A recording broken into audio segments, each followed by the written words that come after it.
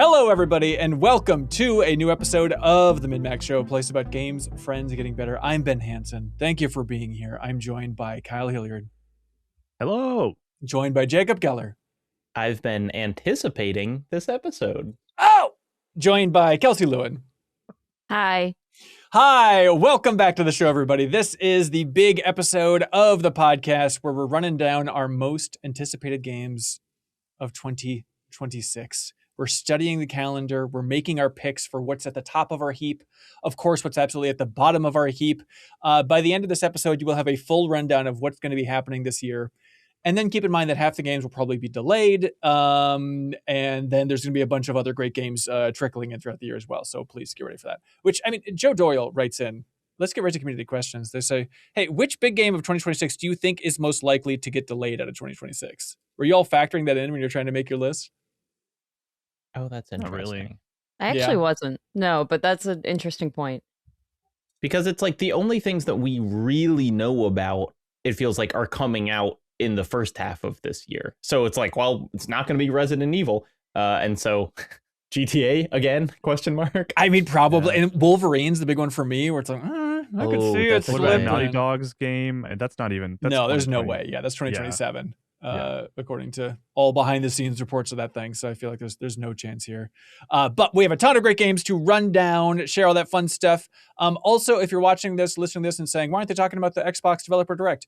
We have a reaction stream that's up on YouTube right now if you want to get an unpacking of everything that's going to be there, which is including Forza Horizon 6, Fable, Beast of Reincarnation, which is the Game Freak game. So you can check out that archive on the live stream, but we're recording this before that live stream has happened. So that's why we're not factoring that into this whole thing.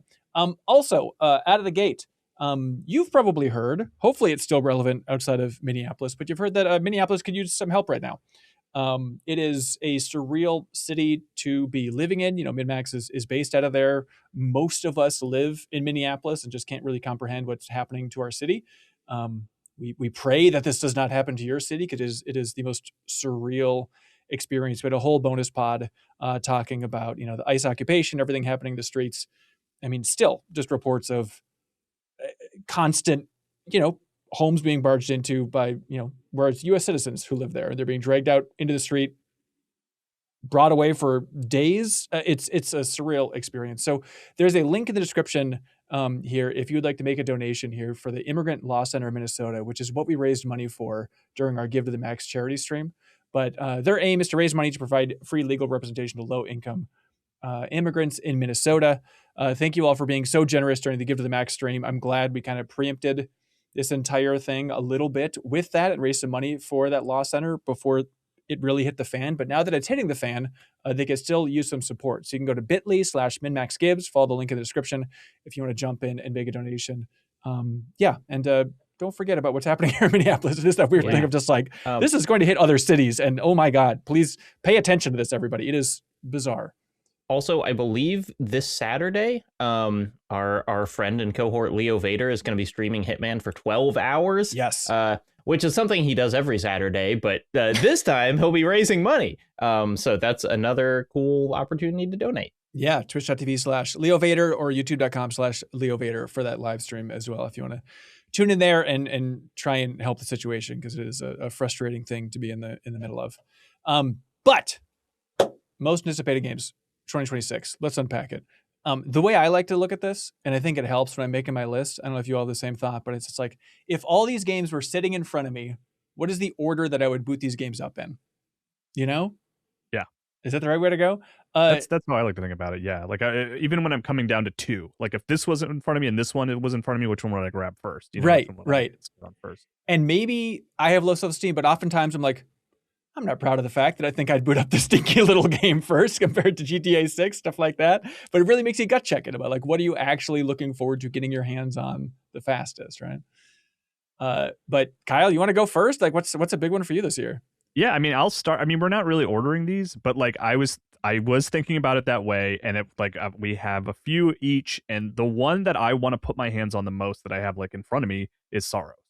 Like that is the one that I want to see how it feels and understand like what the plot of that. I know the basic plot of like a recurring Eclipse and things like that. But it's the one that I don't think can be explained via trailer. Like, it is a game that I need to play.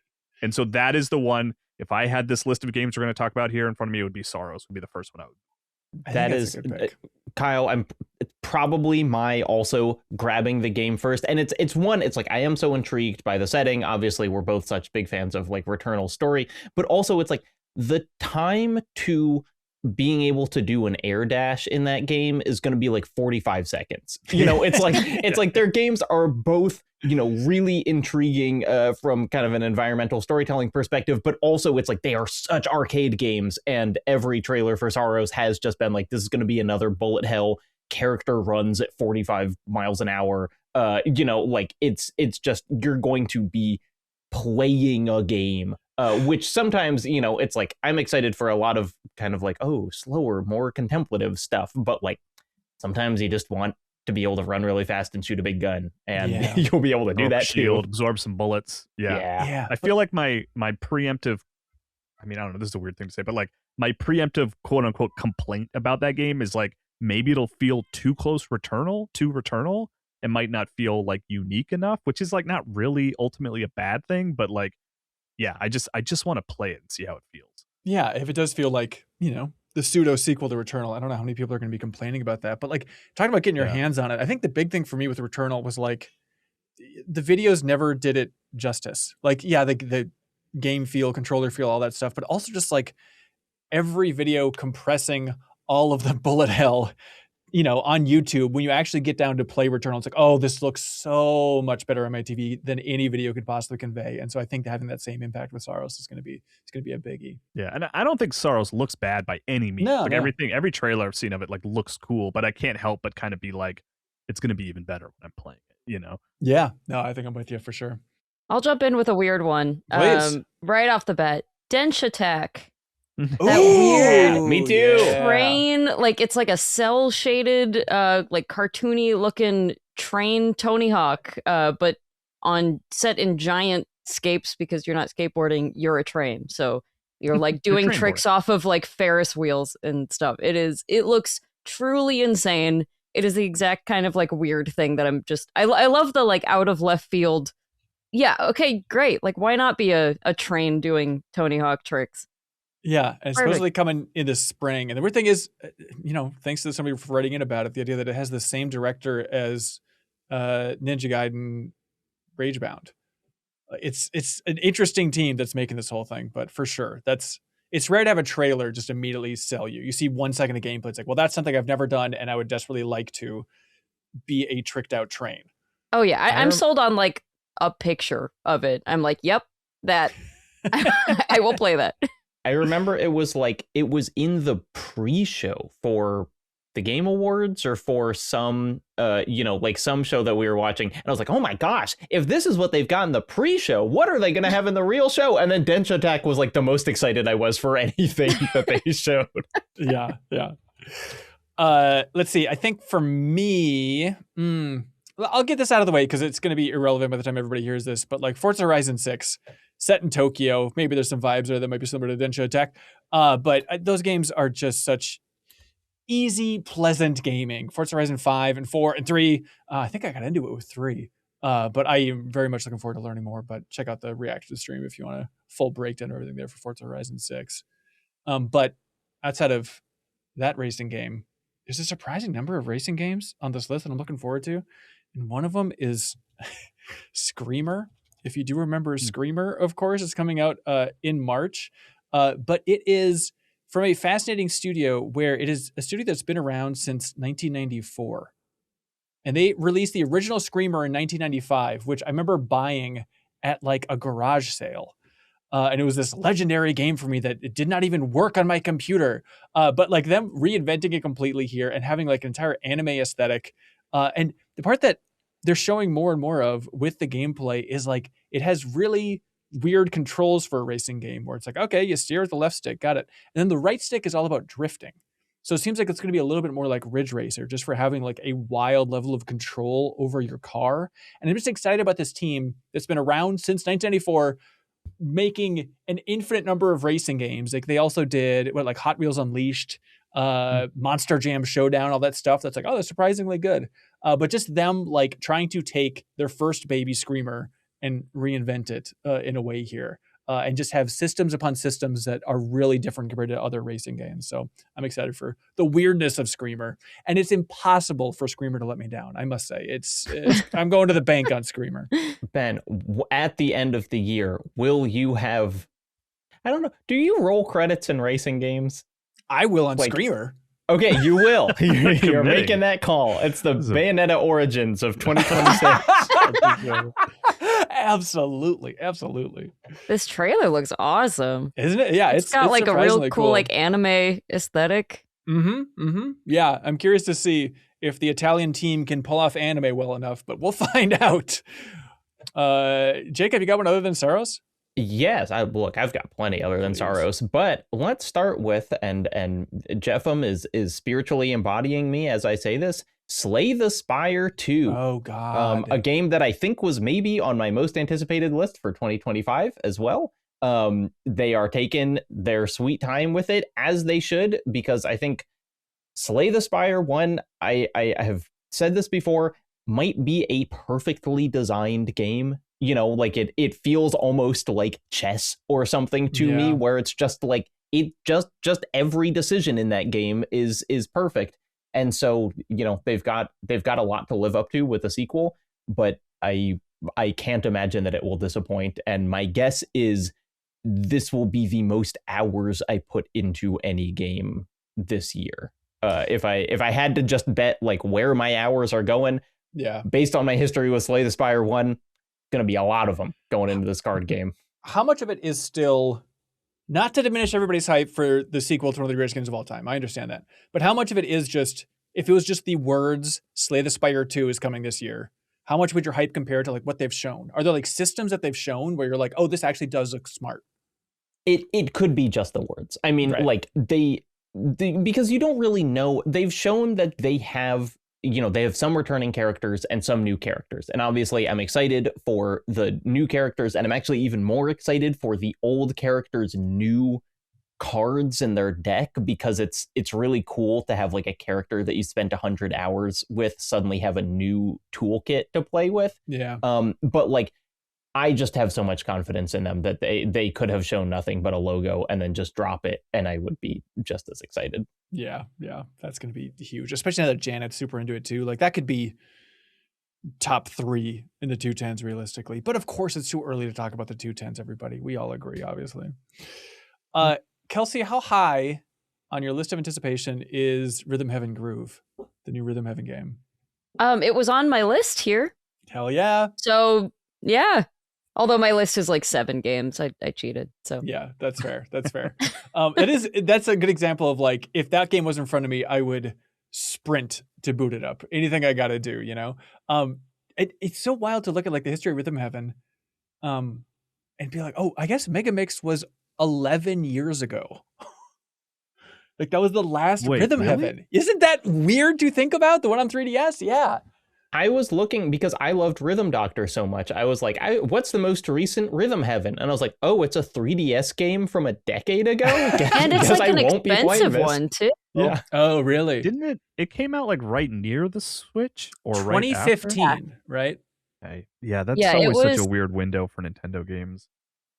That always happens with the like if it's late in the Nintendo life cycle, and especially if it's like a weird niche game like this, it's just, oh, okay, that one's just automatically gonna be expensive and annoying to get later. Yeah. And this one's a Switch 1 game, right? This is not a Switch 2 game, right? Yeah. I mean, whatever, that's fine. But I mean, like, they're not losing any fidelity, but at the same time, it's like anything that helps Rhythm Heaven sell better, like I'm all for, you know, like I would not be upset if, you know, there was a new WarioWare game and it was also released on Switch at this point. That being said, like, you know, it's the WarioWare team, you know, the producer and composer is coming back, you know, there is a part of me that's like, I really, playing the last couple of WarioWare games, which I'm a big defender of, there is something about like, I kind of miss, the art style is almost too clean. You know what I mean? And like, I think it's just like starting and loving like Rhythm Heaven on Game Boy Advance in such a big way. And like, I like the DS version and the Wii version fine. But at the same time, it's like, the art just looks, I don't know. I'm worried it's going to look just like Flash animation or something and kind of lose some of the charm from those old Rhythm Heaven games when I see it all just clean and in HD. But at the same time, how did you play it? Because my first Rhythm Heaven was the DS one. In the last couple, I don't know, at like 5 or 6 years ago, I did the same thing I did with Mother 3, where I bought a cartridge that had a translated version of Rhythm Heaven 1 on it. Like, how did you play it growing up? I imported the Game Boy Advance version. And played it on my DS, like right about when the DS came out. Because it was like, I guess it must have been YouTube. It was like early YouTube. I remember sitting in the library in college and seeing that mini game where you pull the hair like off of and I was just like, I just couldn't. I was like, I want to play that. I was like pretending to play it because I was like, this must be what it's like. You press the button there, but it was years before I actually got to play it. Although I like the DS one with the. Even flicking with the touchscreen is sort of unique and works and is fun. I always think of like flicking the bolts with the stylus, like on that one specific one. Yeah, totally. That's gonna be a good one. Let's see, Kyle, you got another one? Yeah, I'm gonna go ahead and bring up GTA 6. It's like kind of oddly tepid among MinnMax folks. I feel like. I feel like it just feels too obvious. It's less tepid fair. And more just like, we all know we're gonna play it, and so it just feels, I don't know. But I do think that is it any of our, if it's sitting in a stack, we're grabbing it first? No. It's my second. Yeah, though. maybe not. Like I am really excited for it. I booted up GTA 5 like a couple months ago, and it's still this sort of like flabbergasting achievement of like world building where you can just drive around this city that feels real. And like I am hopeful, I'm optimistic about sort of the tone of Red Dead Redemption 2 moving into Grand Theft Auto more.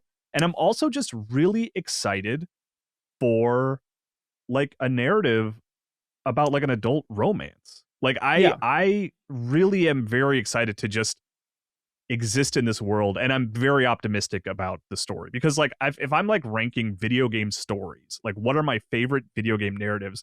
Like Red Dead Redemption 2 is like top 5, like those games, like Red Dead Redemption 2 was a moving experience for me, especially at the end. Like there are moments near the end of that game that really like made me well up. And like, I don't know if Grand Theft Auto is capable of that, but I'm ready to give it a chance to do it, Yeah. Does the fact that Dan Houser, lead writer, the fact that he did not finish GTA 6, probably started on it before he left, does that worry you at all? I mean, it's like some different teams behind the scenes here. Really, it's never been a what is the term that I can't think of? Like auteur. It's never been an auteur game to me, right? It's always been because there's so much happening in those games. Like it's kind of impossible to sort of pin it on like one or two people. But like, I mean, I see what you're saying though. They do write those stories. They write that dialogue. And so, but I don't know. I mean, there's still a Hauser there, right? It feels weird, Ben, because it's like, I don't know if you feel differently, but it's like most of the Rockstar games up until Red Dead 2 were kind of like, oh, it's a fun pastiche. But like, I don't feel like any of them ever had personally, they never had the like, oh my God, the quality of the writing. And it feels like, what Red Dead 2 was able to do was like, it has a good story that is buoyed by this world and creation that is kind of only possible if you have thousands of people working on something for 10 years. And that's the thing that is kind of most exciting about these games is just like, there is nothing made at this scale except for this. Yep. I think going back to your point, Kyle, about like, I don't see them as auteur games. I think a lot of that might just be, the Hausers not wanting the spotlight. Like if he was out there doing 1,000 interviews and we knew the name Dan Houser and people could pick him out of a lineup, like most fans of GTA, I mean, I guess that's not fair. I mean, what percent would be able to pick Dan Houser? Rockstar fans, what percentage could pick him out of a lineup? 1%? It's wild how kind of off the radar he is. But I'm with you, Kyle, where GTA is like one of the most important series in my life, realistically. And it's just that I didn't get that into 4 and I didn't get that into 5. And so now I feel like maybe this is the chance. Maybe this is a chance to kind of reconnect. I love 4. Like 4 is, I remember there's a final decision at the end of 4. And I remember like driving around the city and turning off my radio to try to decide what I wanted to do. And that was like a unique experience in a video game for me, you know, and like though I don't feel as strongly about the narrative of 5, I think those characters are very memorable and like, yeah. So I know, like Kelsey, I think you're right in that we're all kind of like, yeah, it's the obvious thing. We're all going to play it. We're all going to be impressed with how it looks. But like, I do get really absorbed into those games, and I am looking forward to getting absorbed into 6 in a big way. Yeah. It is like Saros I want to get my hands on, but like GTA 6 is the second one that I want to play, and not just because it's like, you know, going to be the biggest release of all time and what does this thing mean for the video game industry. I genuinely want to see what, you know, Leonidas looks like, and I want to know more about those 2 primary characters. Yeah. You know? Yeah. Also, everybody's opinion is great. We're all equal. I want to know what Haley and Leo think of it. Like, I think over anything. I think those 2 are going to be such an interesting test case. I think Haley's going to be all Mrs. about it. Haley, Red Dead Redemption 2 McLean. Correct. Hey, speaking of strong narratives. Okay, now you can put GTA 6 in the headline, Ben. So there you go. Oh, thank God. Oh, the thumbnail saved. Oh, thank you for clicking on this. I can breathe. You weren't going to put Denshattack in there? Come on. It's just the panel for the thumbnail is just 3 Denshattack trains. No, one that only got like a minute-long trailer, and it's still pretty cryptic, but I am really looking forward to learning more about, is Orbitals.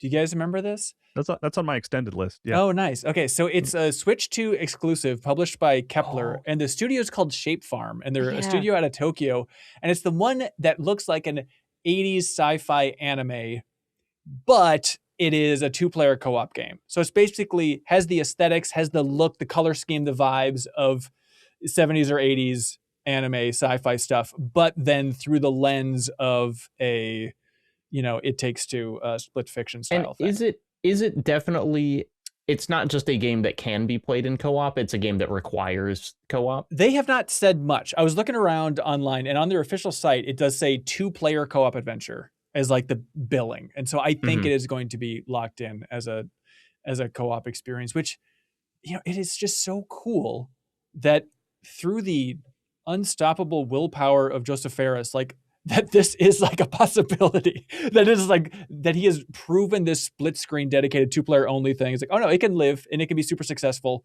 in this day and age. Obviously people were doing it outside of him, but like mainstream getting money from publishers, like just that has opened the door for a game like this to exist makes me so happy. I do feel like winning game of the year for a dedicated co-op game is probably is telling some people, oh, okay, yeah, maybe we can do this. Yeah, totally. And just it also sells really well too. You know, they're always sharing those ridiculous stats. Yeah. It Takes Two has sold 78 million copies. This one, no, it is absurd though. It's well over 20 at this point. Which means 40 million people could play it. That is true. You get to share it. Yeah.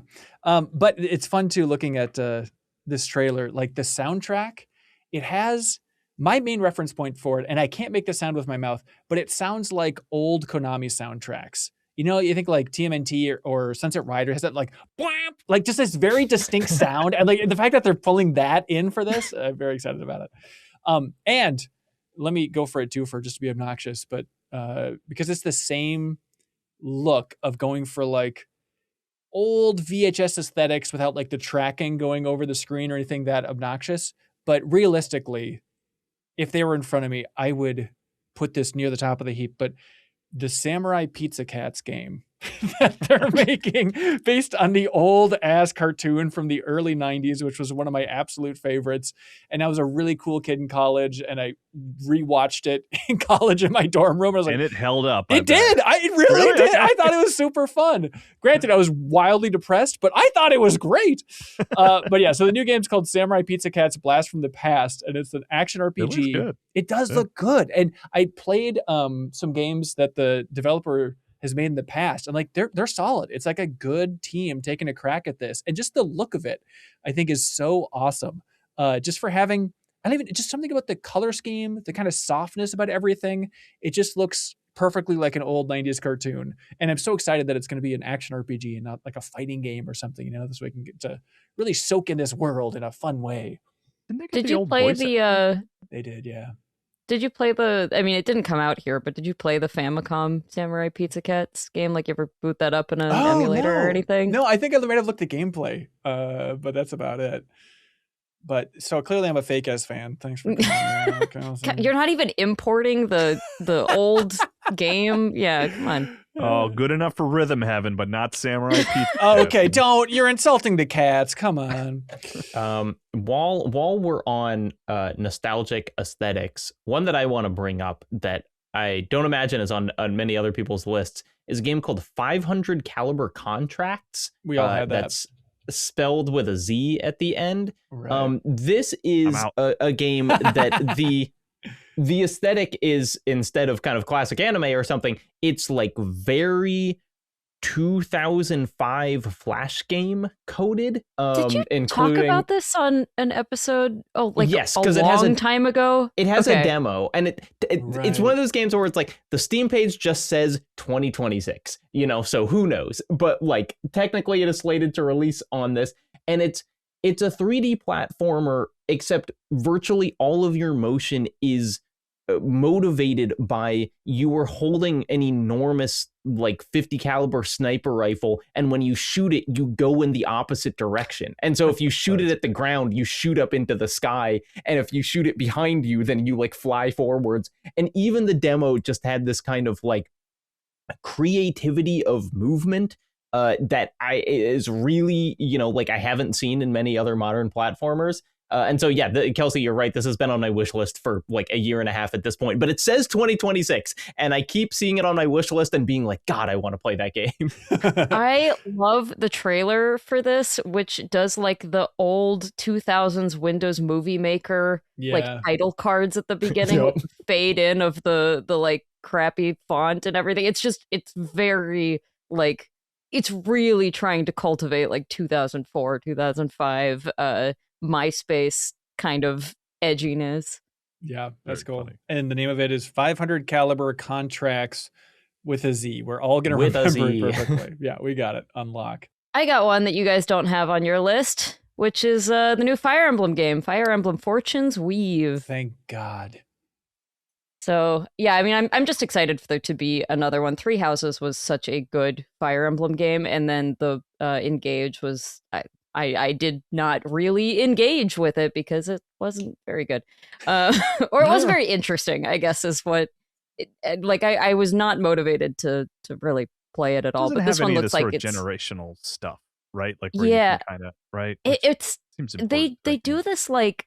Fire Emblem seems to, every once in a while, just do this, like, big play on nostalgia and, like, forgets that the vast majority of Fire Emblem players, like, are not nostalgic. Like, this was a deeply unpopular series in the US until pretty recently, until like the 3DS. Yeah. So you learned that Marth and Roy in Super Smash Bros. Were from some series, and that's how we all learned what Fire Emblem was. Exactly. I knew who Marth was through Super Smash Brothers. Exactly. And I like RPGs, so but this one seems it seems related to Three Houses. It has some like motifs, I mean, and an actual character from it too. So this looks like it is like teased in the very end of the trailer, the like green-haired goddess lady. And yeah, there's a couple other things that people have pointed out that are like, that's kind of like, those are like the crests or the whatever from Three Houses kind of in there. So it seems like it may be a sequel, potentially, like a far in the future sequel. Oh, weird. But then at the same time, it looks like ancient Rome was kind of the vibe, right? So it's like a weird thing of like, there's some timey-wimey stuff happening, unless it's just a different society where we look like Romans. I don't know exactly what's going on. Yeah. So I'm excited for it. It looks like it's going to be really good. They show some gameplay stuff, and it looks very very similar to Three Houses, which I thought had really good tactics gameplay. And it looks like there's like kind of a mythical like ostrich dinosaur like creature that you can ride, which is fantastic. That reminds me, Kelsey, of one of my most anticipated games, which I'm lucky enough to have played, which is called Dinolords. If you like riding dinosaurs in a tactics-like experience, might I interest you in this? Where it was in some showcase a while ago, and I felt guilty overall about just like, okay, it is literally Age of Empires with dinosaurs. You got me. I will check out this RTS. But I got a code for the closed alpha, And so I was playing it over the weekend here, and it really surprised me on a couple of fronts where it's like, okay, it looks like an RTS, but it's actually got a lot of action RPG stuff in it. Like you actually have direct control over the hero unit. And there's stuff like, like Dynasty Warriors style? A little bit, but think Dinosaur of it like from Warriors? an RTS. Yeah, a little bit. But like RTS perspective. Think of it like Brutal Legend. it's a little Brutal Legend. Okay. Yes. But it's surreal to be like, okay, I'm controlling a hero like in an RTS or, a MOBA or stuff like that. But now I can also dodge roll to get out of the way. And I have like finishing moves. And you have to like tame the dinosaurs if you want to ride on them. And it's kind of like a Red Dead style taming the horse thing. It's like there's a surprising amount of like direct control over this while you're also building up the town and making units. It's like, okay, let's start it with compies. Then we can get Do you raptors. do the Chris Pratt Jurassic World thing? What's his move where he's Hey. It's weird that that's like now the most iconic thing from that entire Jurassic World trilogy is just him putting his hand out to a raptor. Yeah, people say name a Stop, we character don't with want Avatar. Name a character from Jurassic World. Owen Grady, please. We're real fans Claire, here. which I only remember because it's also my child's name. But yeah, Dinolords, it really surprised me. And it's going into early access in the summer of 2026. So we'll see, if it might be in early access for a while, but even early access, I'm curious to jump in and actually jump into multiplayer in particular. And it's a studio called Northplay that's making it. And they're out of Denmark. And the cool thing is the publisher is Ghost Ship, the developers behind Deep Rock Galactic and Deep Rock Galactic Survivor, as fans of this podcast might recognize. So it's like, it's cool to see another Danish team get picked up by them in a big way. And it's got, a ton of stuff like a campaign map where you're choosing boons and kind of perks for different units and stuff in between matches. So Dinolords, better than the gimmick suggests, was my takeaway from playing it for a bit. This is going to be a weird thing to say, but like this trailer actually looks very cool. The like logo looks like DS shovelware. Yeah, in a good Like way. the logo suggests that this is just some like bargain bin $20 Wii or Nintendo DS game. Real Right. chicken shoot energy. Yeah, exactly. Yeah, Toy Story mania. I get that. Maybe that's what it takes to stand out. Like if you have that, but like a good publisher backing it in a way, like maybe that's the combo you need. Yeah. Who knows? Who knows? To what be you clear, need. it's not even like a bad logo. It just gives a certain energy that I think is interesting. I was thinking it's remarkable that games have basically been consistently made for like 50 years now, and there hasn't been one called Dinolords. Isn't that weird? Like that just seems impossible. I know. It's really odd. And then on that note, realistically, this would be my number one if I knew for sure it's coming out. But, there are rumors. Jason Schreier mentioned it, and Windows Central confirmed the idea that at BlizzCon in September that they are going to show the StarCraft third-person shooter that Blizzard's been working on, which it goes back so far, right, to the StarCraft Ghost days. Like I bought a slim PS2 with the modem in it so that I could play StarCraft Ghost. Like that was the goal for that entire thing. And then when that fell through, I was heartbroken. Had to play Metal Gear Solid 3 online like a schmuck. And Amplitude online like a schmuck. But it's just like this lingering thing, and it seems so simple, but I have this lingering craving in my brain of like, I need to experience StarCraft from a different perspective to like know those units and that world so well.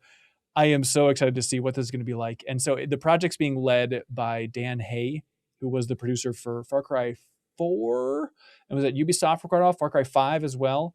So having like Far Cry talent go to immerse you in the world of StarCraft, like, and especially if they like drop it this year, that'd be so exciting for me. But I mean, Overwatch was a really quick turnaround from like it's revealed at BlizzCon and now you can play it. So like it's not impossible based on their history. Okay.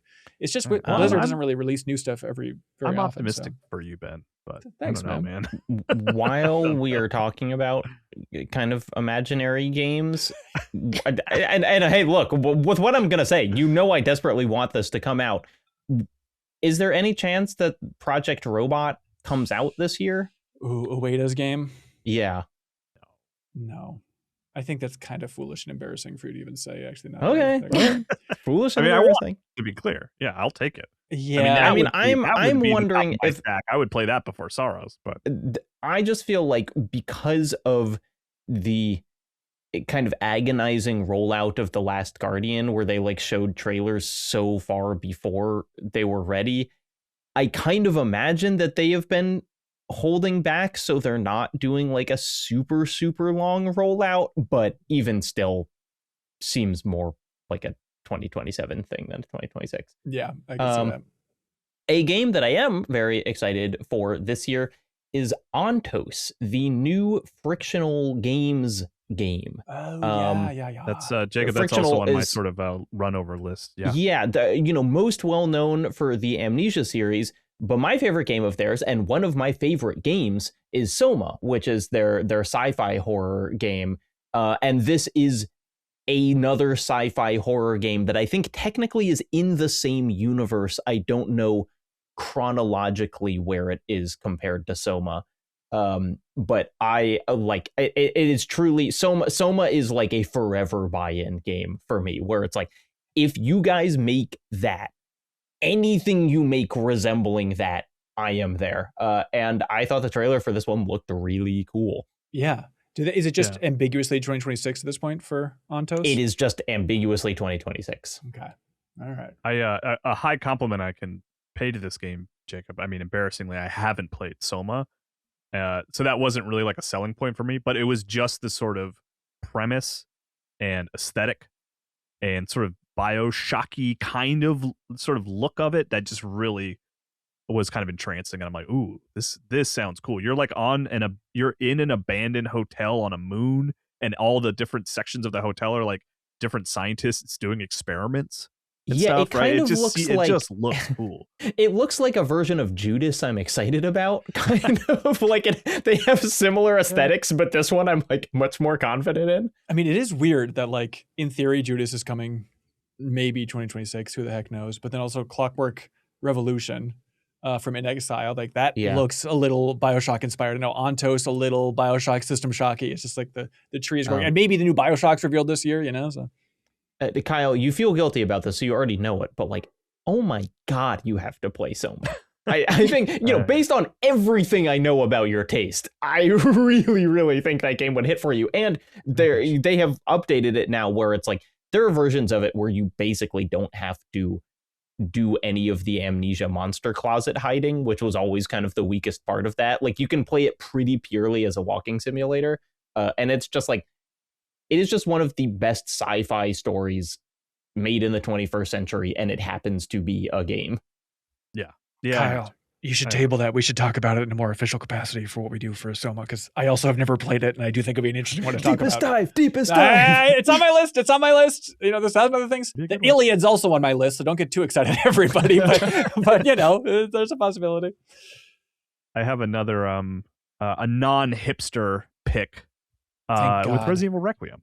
I'm very excited for Resident Evil Requiem. I'm excited for a new Resident Evil, but the stuff they showed, just a couple days ago at this point, like, I don't know if it's going to work. I don't know if it's too tonally sort of disparate, but I kind of like the idea that they're like, all right, you guys really like Resident Evil 4, and you also really liked that one level in Resident Evil 8. So we're just going to like do that and make that one game, And it's like, I don't know if that's going to work. But like, looks fun as hell playing as Leon. Looks really scary otherwise. Cool, And like, the Leon stuff was cracking me up because it looks like Resident Evil 4, and they were like, yeah, this is basically going to be heavily inspired by Resident Evil 4. And in their showcase, they kept showing, sort of similar sections of the game, and they literally played Leon's one-liner twice, where he was like fights a zombie doctor and he's like, I need a second opinion, and then like 5 minutes later they're like, they played that clip again, or he's like, I think I'm gonna need a second opinion. And I was like, I'm on board, man. I think it will work for me to kind of have the truly scary sections and then just bombastic fun with Leon, and then back to truly scary sections, and being back in Raccoon City is fun, and like, I'm optimistic for it. And like, Resident Evil maybe underwhelms, but it never really disappoints for me. You know?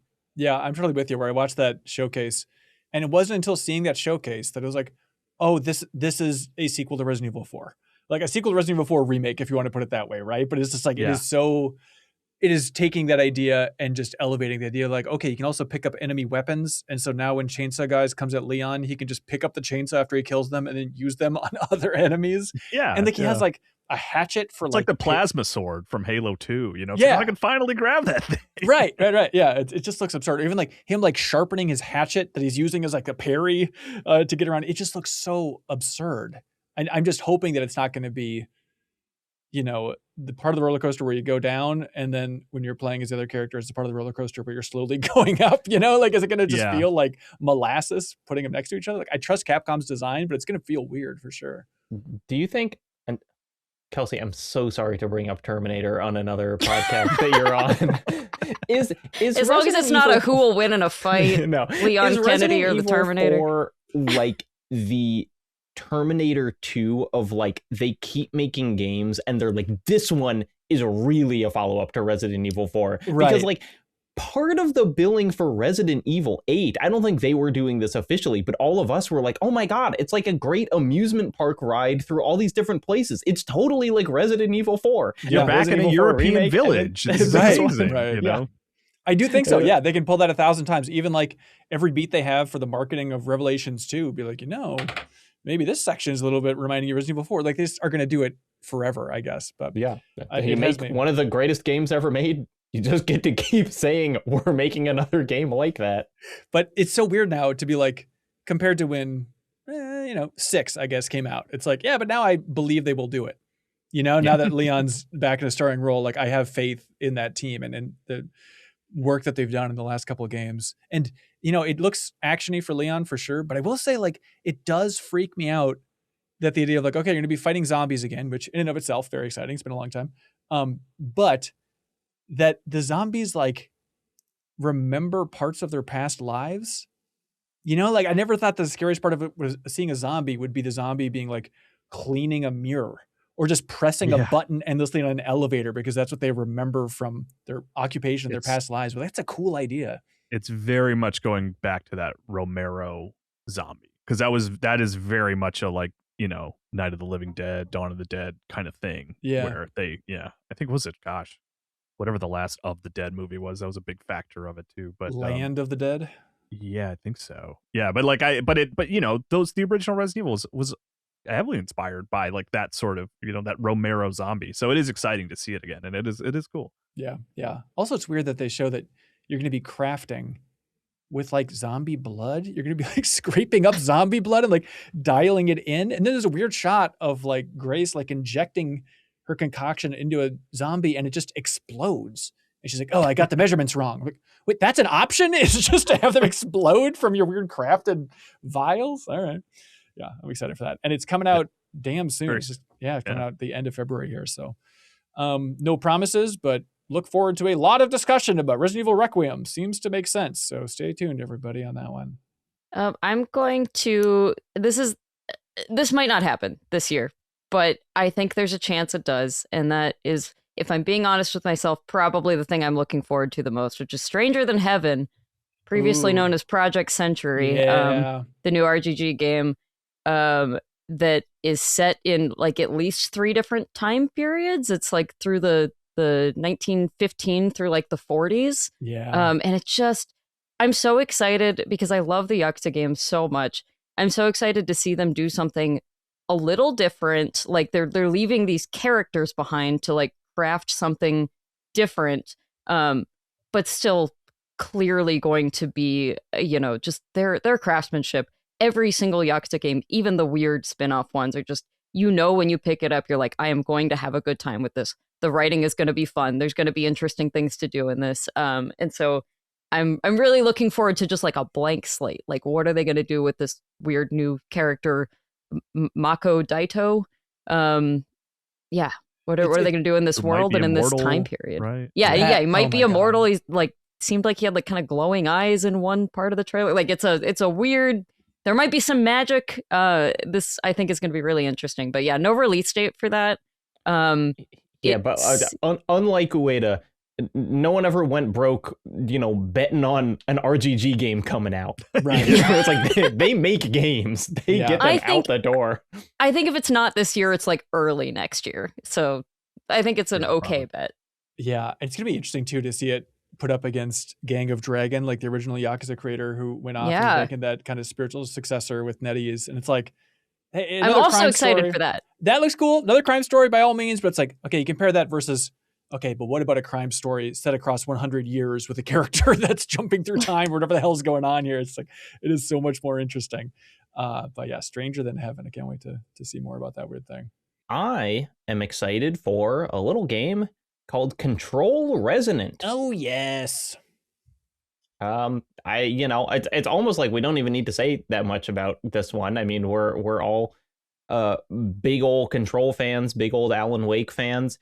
The shock of the Game Awards, or whenever we saw the trailer for that, was that it looks like a stylish action game. So cool. As I immediately identified, and I'm really curious if this plays out in the game, the movesets look exactly like DMC Devil May Cry, Totally. specifically, like not just any Devil May Cry, but like the one by Ninja Theory that everyone hated, but I think was kind of good. Which is my favorite Devil May Cry, which is Yeah, maybe like an embarrassing admission. I think a lot of people actually really like that game, but like I have often felt since they stopped making Max Paynes, I think the gunplay has been the weakest part of Remedy games. And so I am really excited for the same wacky universe, but maybe a try at a gameplay mechanic that'll find a little more interesting than shooting guys with a shotgun. Yeah. And I'm curious to see, thinking about going out into the streets of New York City now, like it's one of the big complaints about Control. I understand it's a divisive complaint, but complaining about the map and navigating that space. And it's like, yeah, I wonder if like just when you're roaming around streets, if that just means automatically the map is going to be a lot easier to kind of navigate. So it'll remove that complaint for people. I mean, that was an intentional, the game about getting lost in an endlessly shifting tower had an intentionally confusing map. I don't think it was just like, we can't figure out how to make it make sense. Yeah, they definitely. But I would also like to get lost less. because sometimes it gets annoying. Yeah, that's a good one. That's going to be a biggie for sure. Let's see. Speaking of biggie, Big Walk, I feel like is one we should unpack. Kelsey, I'm assuming it's on your list here. Yes, it is on my list. Yeah, this is from House, who made Untitled Goose Game. And it's almost so simple that I'm like amazed that it's captured me as much as it has, but just surreal looking abstract characters. But then it seems like the premise is just co-op, proximity chat, focus, but you are just kind of exploring this world with your friends. And the part it seems kind of like it's the same vibe kind of as a Peak, except it seems like it's all just a bunch of tiny little, like rather than you have this one great goal, it's just kind of like go around, you found a little thing to try to do, now try to do it with your friends and then go explore some more. Yep. Instead of that singular goal. Yeah, absolutely. That's the part that kills me, as it's just showing off the challenges in the game and how it's like everyone is seemingly going to be different. And so think of it kind of like co-op Breath of the Wild, where you just find shrines. But if every shrine was just kind of like a wacky different thing, it might be like a puzzle you have to solve with your friends, or one is just kind of like some gimmicky gameplay thing that's going to be really silly because of proximity chat, like trying to get your friends to do this other thing. But like it seems primed for like, God, is House going to knock it out of the park twice in a row and just perfectly hit the zeitgeist with Untitled Goose Game and now with this game? It's like, yep, we know proximity chat games and we want just one where it's presumably 5 people exploring this world, doing silly things with your friends. Like, I think it could really be a big hit. And this one was revealed before there was like Peak or any of these other, now we're calling it friend slop stuff. Right. But I feel like this is warning and stuff where people were that's true. Phasmophobia. Yeah. Okay. But I mean, it doesn't. Yeah. It was the first one I'm not saying they ripped them off or anything. That grabbed my attention, and now it feels like there is a version of this that has grabbed nearly everyone's attention. Yeah. So it's primed. But Big Walk, can't wait to see more about that whole thing. In a similar vein, it's kind of like a Big Walk, but if you have cars. But I'm looking forward to this game called Over the Hill, if you remember this, where it's a similar thing, where it's just about exploration, but you're in a bunch of just old off-road vehicles. So it's like, specifically, it's off-road vehicles from the 60s to the 80s, and it's just exploring, trying to get across the landscape with your buddies. And I can't wait to see if they even use proximity chat or if it's all just going to be radio chatter. Presumably you're not yelling out the car window or whatever, but it looks so chill, looks so cool. It has like some sequences in the trailer that look like, is this going to be like the film Sorcerer? You know, like, are we going to have to be like helping each other get across this wild environment and have like winches and a bunch of fun stuff? But it seems just like a really approachable take. I know there's more, you know, hardcore sim off-road driving experiences and stuff, but combining that with kind of simple co-op pleasures, like I'm really looking forward to Over the Hill. I'm looking at the trailer now. I had seen this before, but it's funny because just the way it's presented, because there's no human characters in it. It Yeah. like has like Pixar's Cars energy in a weird way. Perfect. And that's why I'm excited about it. If Hey, Mater's you're in gonna this win thing, a Piston Cup. I can't wait. Yeah. Anybody got more? Has everybody said their number one? I mean, I think Kyle and I started with our number ones, kind of. One that we can't not mention, but I am really nervous about is the Duskbloods, the new FromSoft game, because it is, I mean, it's like, obviously it is From Software. I will play anything they put out. Historically, PvP has been the part of those games I try to avoid at all costs. I know there are some people who really like the invasion mechanics and whatever in Dark Souls and Elden Ring and whatever, and it's just not what I'm there for. And so this being a PvPvE game has me worried, but like, I can't deny that like their design be hitting. That world looks awesome. You know, like I'm really excited about every other element. And, you know, it turned out that I enjoyed playing Arc Raiders, even though I didn't think that I would enjoy that kind of PvPvE game. And so like, I am more than willing to give it a shot. I really hope that they are kind of taking their own spin on the genre in a way that is cool and exciting. It's just like, it's the most reservations I've had about a FromSoft game. And so, you know, I'm excited for it, but I'm nervous about it. Yeah, I'm in the exact same boat. Didn't even Miyazaki kind of say, he's like, yeah, I don't really like multiplayer games. So, but we're doing it for this one. They did say there will be like, you can play it single player, but like, I don't know if it's like, if it's like one of those games that you're playing single player and you're like, this feels designed to be multiplayer, that kind of holds it back. Because I didn't like Night Rain. Like I don't. Sure. From Software games are not social experiences for me. And if I had the option to turn off the invasion mechanics, like even games like Deathloop, I didn't like it either. I don't like that. I don't like my session interrupted. It breaks the immersion for me. All that stuff. So I'm similarly, Jacob. I have really strong reservations, but I also, you know, giving the game the benefit of the doubt. I mean, maybe it'll totally function as a great From Software single player game, and I'll have a great time. Yeah, I can't wait for the trailer where Nintendo really pushes everybody to use game chat with this thing. You know it's coming. The big overview, being a Switch exclusive, would be like, it's clearly with better with game chat. Our little faces popping up as we're like, I bet it's going to be in there. I bet it's going to be in there and shatter it. Prepare to die. I don't think game chat will ever be brought up in any reference in the marketing of that game. This is a bet. I'll bet you $20 it will. Okay. I mean, let's do like handshake. 5. Let's just do 5. 100? Kyle, you dirty dog. That's the confidence right there. FromSoft have never had voice chat, including in Night Rain, which is a game that borderline necessitates it. Like, and they still did not. Yeah. And Nintendo is like perfectly comfortable with like abandoning sort of core console mechanics if they're not popular. I mean, they don't even like 3DS games stopped reminding you that there was stereoscopic 3D at a certain point. Like, it's not, they're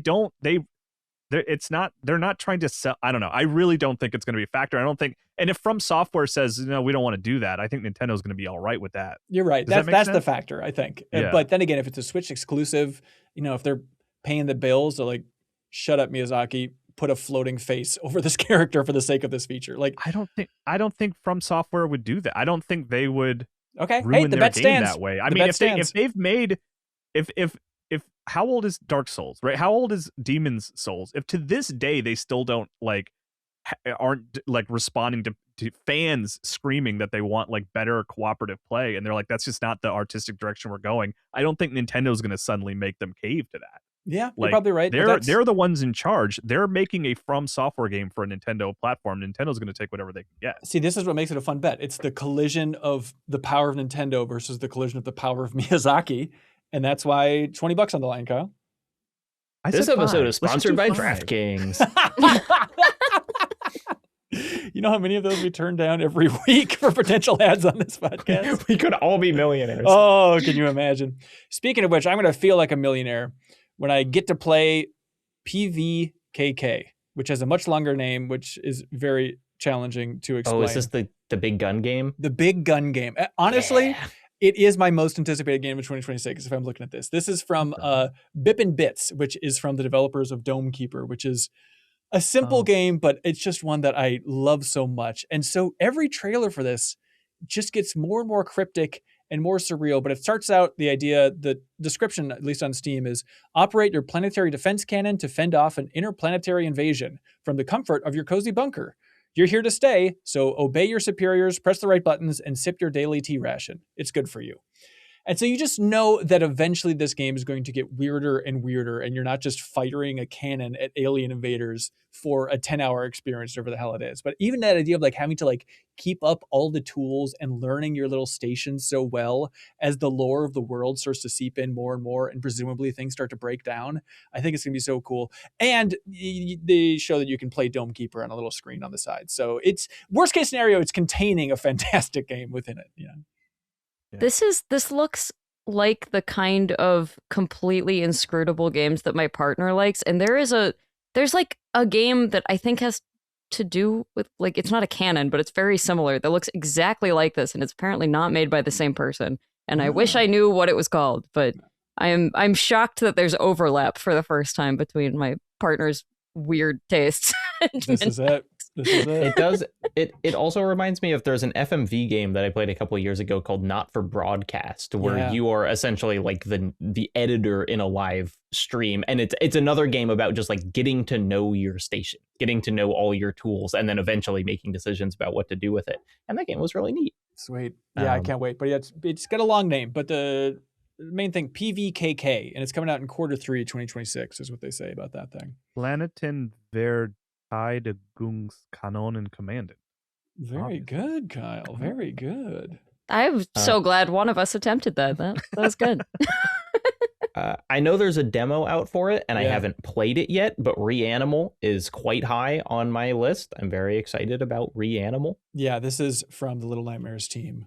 It does look like them taking a big swing. I think it's gonna be a cool one this year for sure. Yeah, that was actually next on my list as well, Jacob. And I did just play the demo. Like, I played through it the other day. And the most shocking, terrifying part of it was that the characters were speaking and had dialogue. And I was totally surprised. I did not expect that at all. I mean, and it's all very cryptic, like short lines of dialogue. It's cool. Like, I like it. But it really surprised me in a way. I was like, oh my God, you're talking. Are you playing as adults? No, it's your kids again. Yeah, and it's fully 3D. It's not like 2.5D. You're sort of exploring these big, sort of larger 3D environments, and it's creepy as hell. It's really cool. I was already excited for it, but playing the demo, it was one of those demos where I was like, damn it, it's over. I really wanted to keep going, and I will when it comes out February 13th. I think it's pretty close. Oh, Jesus, yeah. Also, speaking of both comes out soon and has a demo, Cairn is a game that's so close that it feels not even worth putting on a list like this, but like that was on my list last year, and it got delayed. Has a great demo. Very excited. It comes out at the end of this month. Yeah, we'll be talking about it more very soon. Speaking of a game coming out soon that has a demo, Pragmata from Capcom. When it comes to like new IP for 2026, this is one that I am so happy Capcom is taking a big swing with. Like, it was announced, 2022? It was a long time ago with the cryptic trailer, and now there's a demo out on Steam. I think they said it's coming to console at some point for the demo at least. But did anybody else play the demo for Pragmata? Yeah. What'd you think about this weird thing, Jacob? Well, it's interesting. It's actually it's the demo that we played at SGF last year, but they didn't let us fight the boss in the SGF demo for some reason. So I was kind of coming back. But I think this is such a cool game to get a demo, because it is one of those video game mechanics that does not sound particularly good. And then you do it and you're like, oh, it works, which is that it's a third-person shooter, but at least in the demo, every single enemy needs to be kind of hacked before it can be shot. And hacking in games is usually annoying. And so you hear that and you're like, that doesn't sound fun at all. But they've done this really cool thing where like you're just navigating this little grid and you're using the face buttons to navigate it in real time while you're like angling around them. And like, it just feels great. It just like they got the feeling down where it's just complicated enough that it adds stress, but it is nowhere near, BioShock pipe water puzzle hacking. Yeah. No, it is. No, you're totally right. Like it's kind of proven that point that like you would think a third-person shooter, okay, you're focused on the shooting, but it's like, oh, you do have downtime when you have your gun up. And what if we had your gun up before you took the shot with the face buttons? You're just quickly navigating this kind of grid-like maze to hit different power-ups and stuff before you take the shot, which makes it more powerful. Like, it's a cool idea. Yeah, I'm not yet sold on. They haven't really shown any interesting environments, and the M3 gun that you're carrying on your back is. I heard your prediction last week about there's going to be some moment in this game that makes me wonder what they were doing. Yes. Maybe. I'm not sold on the kind of scenario yet. I really like how it feels. But Mr. Jacob Geller, sir, if I might point you to your own history, even at the end of the demo, they have that point. By the way, her name's Diana, don't forget. And the main guy's name is Hugh Williams. So it's a classic pair that we're going to remember forever. So Hugh Man, and little Diana, she has a moment at the end where was she like giving a thumbs up or a high five? There's a little moment of her like as a little robot wanting to become a human. So it's like, don't you think they're going to be playing with that kind of Pinocchio aspect of the entire thing, and it'll be right up your freaky Pinocchio loving alley? I think it would be great. It's just the fact that it looks like they face apped her. That they like yassified this like right. What's supposed to be this a 5-year-old. This is the Sarah bit. Yeah. I felt that before Sarah said it. Like it's weird. I think the weirdness is something they're conscious of. I'm sure she's supposed to feel a little uncanny. Yeah. But like it hasn't, I'll let her win me over, but I'm still more uncanny valley than I am ready to be her friend. Yeah, I'm hopeful for this thing. The fact that it's taken so long in development, I don't know, it makes me think like, oh, that's a good sign. That's a sign that it's trying some new things, and they have to really kind of reset the design slate every once in a while at Capcom, So I hope that's where it's going. And I keep bouncing back and forth between it because there's times playing the demo and stuff where it's like, oh, this kind of just feels a little bit like elements of like a Resident Evil, except without the horror. Where it's like, I think I'd be into that. Okay, but then thinking about, okay, the environment, it's on the moon. If you need your compelling environment, all right, the moon's very cool. But then it's like, is it just going to be metal corridor after metal corridor? And I realize it's such a curse. Is it a PNO3 situation? Is it a PNO3? And then also the problem of like, wait, am I just going to be fighting robots this entire time? Why does fighting robots seem so boring in video games? Am I alone on this hill? It just feels like Raiders, it's fun. Okay, all right. Maybe there's examples to get around it, but there's something about just like Mega Man. Yeah, sure. There's Mega Man, but I don't know. There's something about just like I don't know. Look how wacky this is. This a secret design Mega is. Man game, as we all know, right? That's all know. Sort of the rumor. The rumor that they have repeatedly screamed, "No, please stop saying that. It's not." Look forward. And Exoprimal still isn't Dino Crisis. We've moved past this. Yeah. But I'm excited for this for sure. And like, there are moments too where it's like, okay, I think I got the feeling down for what this type of game is. And then like during the boss fight, I was so confused when Hugh Williams has like crazy finishing moves where he's like jumping up on the robot and doing like 4,000 damage. I'm like, wait, it's this type of game? What? I think it feels very like PS3 throwback. Yeah. It's kind of like a binary domain or something. It's just like there were just a lot of games about shooting robots on the PS3. Right. And I liked a lot of those games. So I'm fine with kind of a throwback weird action moves plus emotional story that doesn't quite hit game. Yep, it's exactly that. And so the director of this game, I think it's his first time directing, but he was the art director for the RE3 remake. And then Jacob, going back, he was the character designer for your beloved Revengeance as well. Hey, love that. There you go. You can feel that influence coming through. But that is April 24th for when Pragmata from Capcom drops. I'm so curious about that weird thing. You know what I'm not curious about is good audio, everybody. Nice audio. When you're playing these games, you want to hear it in pristine form, which is why I might point you in the direction of one Turtle Beach. To the beaches, everybody! Storm the beach of savings. It's the winter months, best season for marathon gaming. Sit in your cozy living room with a headset on and just experience gaming the way it's meant to be experienced with the Stealth 700 headset. They want you to know that it's the first ever cross-play dual wireless transmitter system, seamless switch between systems with the click of a button, so you can switch between all your different consoles, PC, and you can connect it to your phone as well, so you can listen to your phone at the same time. Are you hearing this, Haley McLean? Save your partner, please, with the Stealth 700 headset. Poor Haley. She's never going to live that down. I know. Well, she keeps bringing it up thinking that she's going to get us on her side at some point. Yes, this time they're all going to agree with me. But it has an 80-hour battery life for the Stealth 700 series. Check it out. And, Turtle Beach, they got more than headsets. So you can go to their site to check out sweet flight sticks, fight sticks, mice, keyboards, controllers. Just if you're listening to this, watching this, just click the link in the description. It helps us out if you just click that link. And I promise there's something that's going to be up your alley with the accessories at Turtle Beach. And so it's time to spend that Christmas money, they say, on something you actually love. Head to turtlebeach.com, use the code MinnMax for 10% off your entire order. That's 10% off your order at turtlebeach.com with the promo code MinnMax. Again, click the link below. It's head to turtlebeach.com, use the code MinnMax, 10% off the entire order, 10% off with the promo code MinnMax, everybody. 2 N's. Check it out. Turtle Beach. Thanks so much. There's a ton more of games that I feel like we should give a shout out to give a breakdown of what's actually going to be coming out this year, stuff we haven't mentioned yet. First of all, bless her heart. Bless her little heart. Alanah Pearce just posted something that's like catnip. Like she can't do this, but she just posted. Did you see this? Yeah. I love it and I hate it, but I mostly love it. She said, by the way, there's a video game announcement coming sometime this year that I have not seen anyone even remotely touch on /guess /theorize about.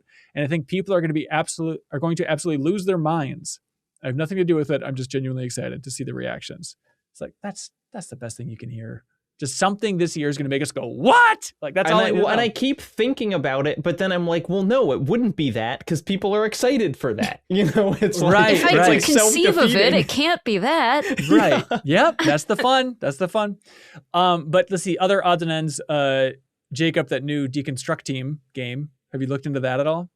From Many Nights of Whisper.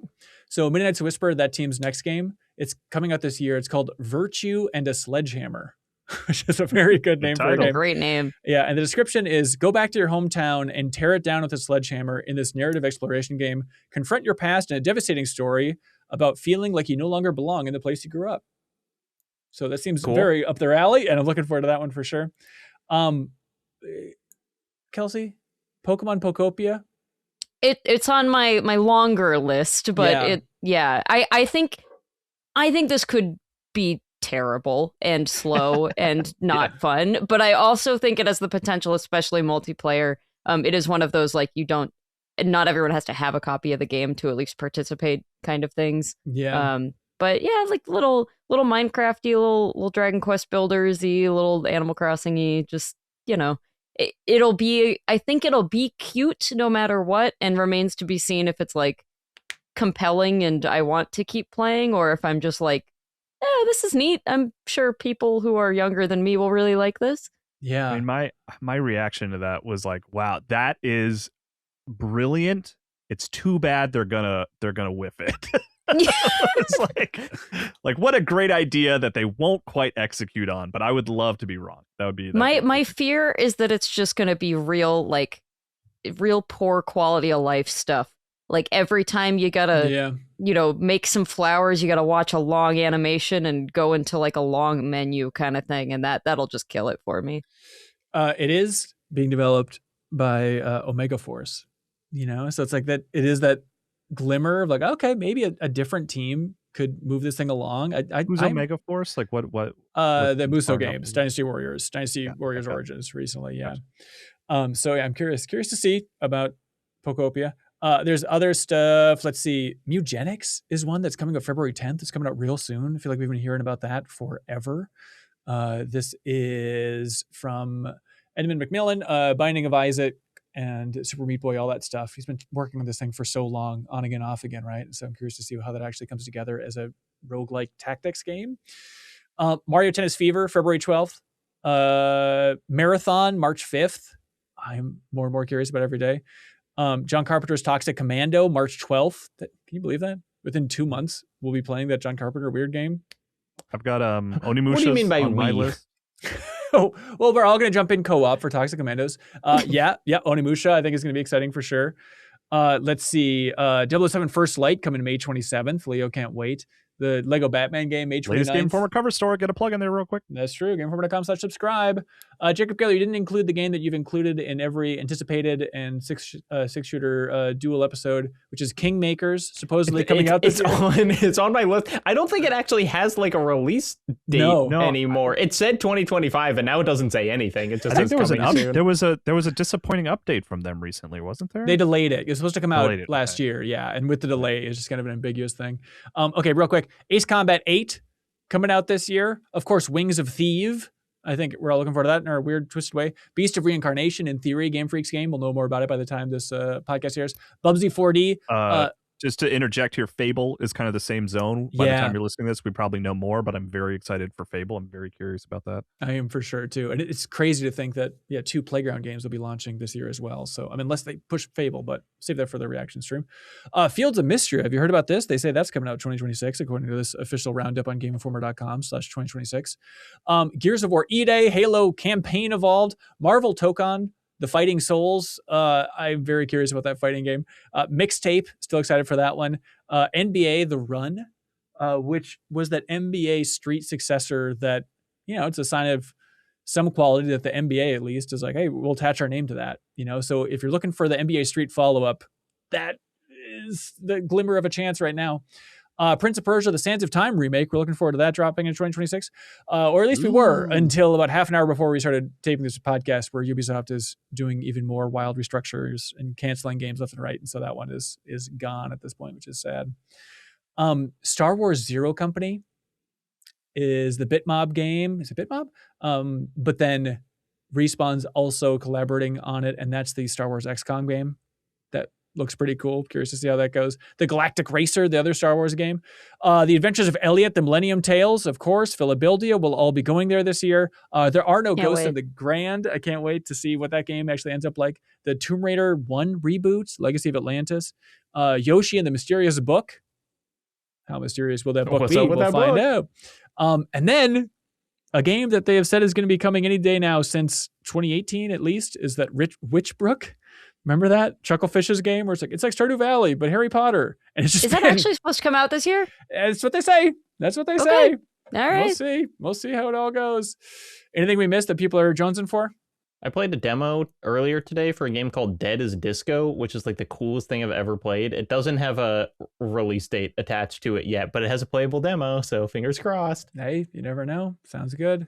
Quick one that I'm curious about is Hello Sunshine. It's like a survival game where you're in a desert, and you're basically like the Iron Giant is like walking through the desert. You have to stay within its shadow. What? To survive. And then like over the course of the game, apparently you'll get like closer and closer to this giant robot. It looks cool. Sounds I like awesome. the premise a lot. I love that. Do you know who's making it? No, it's a new team. Hello Sunshine, it's called. I've talked to him a couple times for Game Informer, but it's really one I watched the trailer and was like immediately intrigued, even though I don't really like survival games. Yeah. But I just like the premise of following a giant robot walking through the desert. I think that's such a cool idea. That is super cool. Sweet. Hello Sunshine is that game.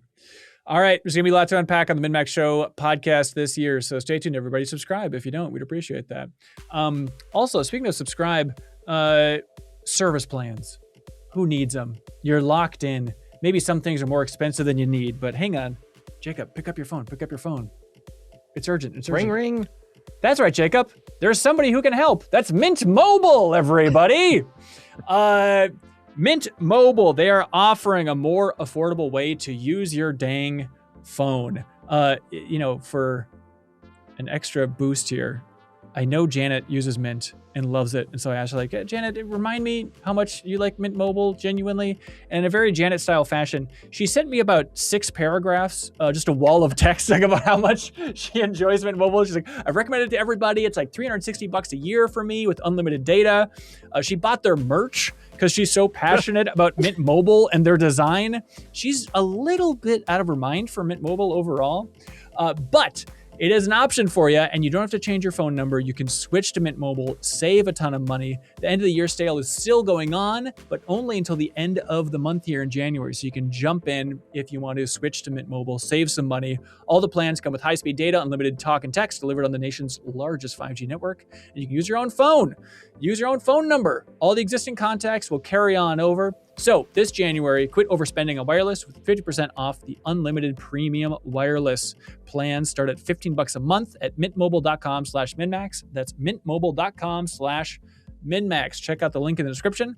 Limited time offer, upfront payment of $45 for 3 months, $90 for 6 months, or $180 for a 12-month plan required. Taxes and fees are extra. Initial plan term only. 50 gig may slow down when the network is busy. Capable device required. Availability, speed, and coverage varies. See mintmobile.com for more details, everybody. Thanks to Mint Mobile.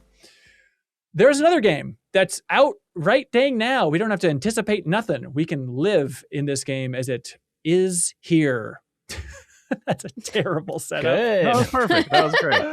Really proud of you. Oh, Christ. This game is called Perfect Tides Station to Station. All right, this is a game from a developer called 3Bs. It's the follow-up to a game called Perfect Tides that came out a couple years ago. But Kelsey and Jacob and I have been playing it.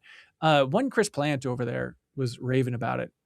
He sent me a message screaming about, like, hey, if you like autobiographical games, don't miss out on Perfect Tides Station to Station, where it's about going to college in New York in the year 2003. And boy, is it. But it's an adventure game with awesome pixel art at the same time. But Kelsey, what do you think of Perfect Tides Station to Station so far?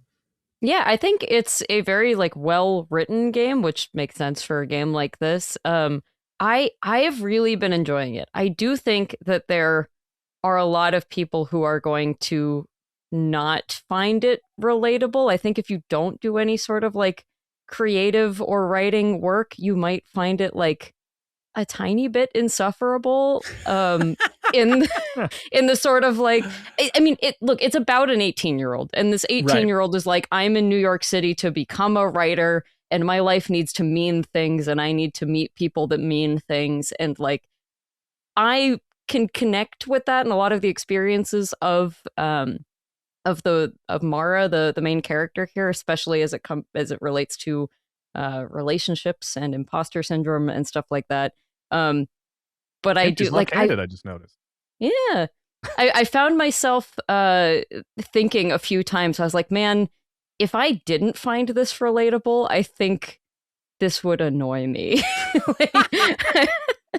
But the writing's really good, and it's got. For me, it hit hard in a lot of places because it deals with a verbally abusive boyfriend that you're like. I found myself basically pressing dialogue choices that I wish I had pressed myself when I was in similar situations, and then watching it still fail. And that realization of no, there's nothing you could have said correctly here. There's nothing you could have this is just this experience of the protagonist is young and weak and is not going to be able to navigate this cleanly. This is something that they are trapped in, just as you may have felt trapped in it. There's a lot of just.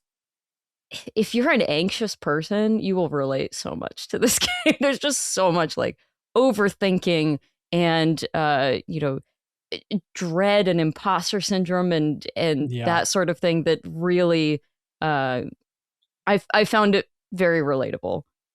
But I do think unlike maybe, and actually Consumi had a lot of this too, but it's like a lot of these autobiographical games, especially with like Wednesdays that we were talking about earlier this year, are so much like it is a dreadful experience that you put yourself through and you are like better on the other end. And that is not what this game is. Even though I totally agree that it has these kind of agonizingly real depictions of what being an 18-year-old feels like, it's like, it is such a funny game. The character who you are playing as is funny. There's this whole amazing kind of interplay between the narrator of the game, right, and who's like also ostensibly you, right? But you know, but there are times it's like early on, it's like you're learning how to do things, and then like something happens that makes the main character feel really bad, and then the narrator's like, "Hey, one more tutorial." And your character is like, "Oh, fine," and then you like do another tutorial, and like while you are learning how to do things, Mara, the main character, will be like talking to the narrator about like one of again, this is, you know, maybe it is, you know, maybe this is a game that you would find insufferable if you weren't a writer, but like I think, look, a lot of us are unsufferable creatives, both who you know, are on this podcast and listen to it, and like the fact that this game is about writing is something that was so exciting to me. Yeah. and you know, different, where it's like you're in English classes and you are writing papers for English classes, and it is not like a Persona game where you go to class and the teacher says like mitochondria is the powerhouse of the cell, and then you remember that and write it on a quiz. It's like they're talking about real media in ways that you would actually talk about them in a college English class. And like putting a good English teacher in a game is immediately, I'm just like locked in, because I feel so strongly about like my own good English teachers. And so like having a game where you're just like figuring out how to write as a college student and the ways that they make that a mechanical experience, it's awesome. Like it's really kind of new and different. Yeah. Yeah, and you get like scored on your papers, and it's basically you're making these choices, like you're not literally writing it, obviously, but the things you do as you go through your life may teach you things, and the sort of like subjects that you have to pull from, you know, you may like go to a concert and then you know a little bit more about music, or read a book and then you know a little bit about that thing. One part that I thought was very funny is there's a couple different situations where you have the opportunity to smoke pot, and like there is a drugs as a subject thing, and both times you do it, the number does not go up, but it takes you to the screen where it would, and it's like, huh, you really thought you learned something there. No, you don't know anything more about drugs. It's totally, it's like in Disco Elysium, they have the thought cabinet, which is like, as you encounter ideas from other people, you kind of can incorporate them into your framework of how you see the world. And this basically has that, where the thought cabinet is ideas that you're writing down in your 2003 cell phone, and then you can just go up to you read a book about anarchy at the library, and then you can just like go up to your mom and be like, "Hey mom, what do you think about anarchy?" Super cool. And then you talk about that, and then you might learn a little from like talking to your mom about anarchy, or maybe you won't, but like every character you can kind of talk to about any of these things. And like very early on in the game, one of your friends is just like, movies. Everyone just wants to talk about a movie they've seen. And then like anyone, you know, any of the kind of main interactable characters in the game, you can just go up and be like, "What do you think about movies?" And then they'll just be like, "Here's something I saw recently." And then you just get to talk about that. It's so, I'm so charmed by it. And the fact that they are having, you know, they are just talking about actual movies. They're not, you know, they're not kind of making up analogs. It's just like, "Yeah, I saw How to Lose a Guy in 10 Days. And then you like talk about that. Yeah. Or like you're walking, you know, the city street and there's a movie theater and it's like, "Hey, now playing Phone Booth and Anger Management." It's like, "Oh, that's right, 2003. Okay, got it. You know, there's an X versus Sever poster in the first apartment you're in where it's like, "Okay, I love, just say these things. Please ground it in a time and place." There is a scene that I don't know if you guys have gotten to yet, but it is a karaoke scene that is going to be in at the end of the year. I will be talking about that as best thing probably. Wow. Well, okay. So it is an adventure game. You know, it does have like some quality of life stuff, right? As like, oh, you can double click and you kind of teleport to that location, so you don't have to slowly watch, you know, these pixel characters walk across the screen and stuff.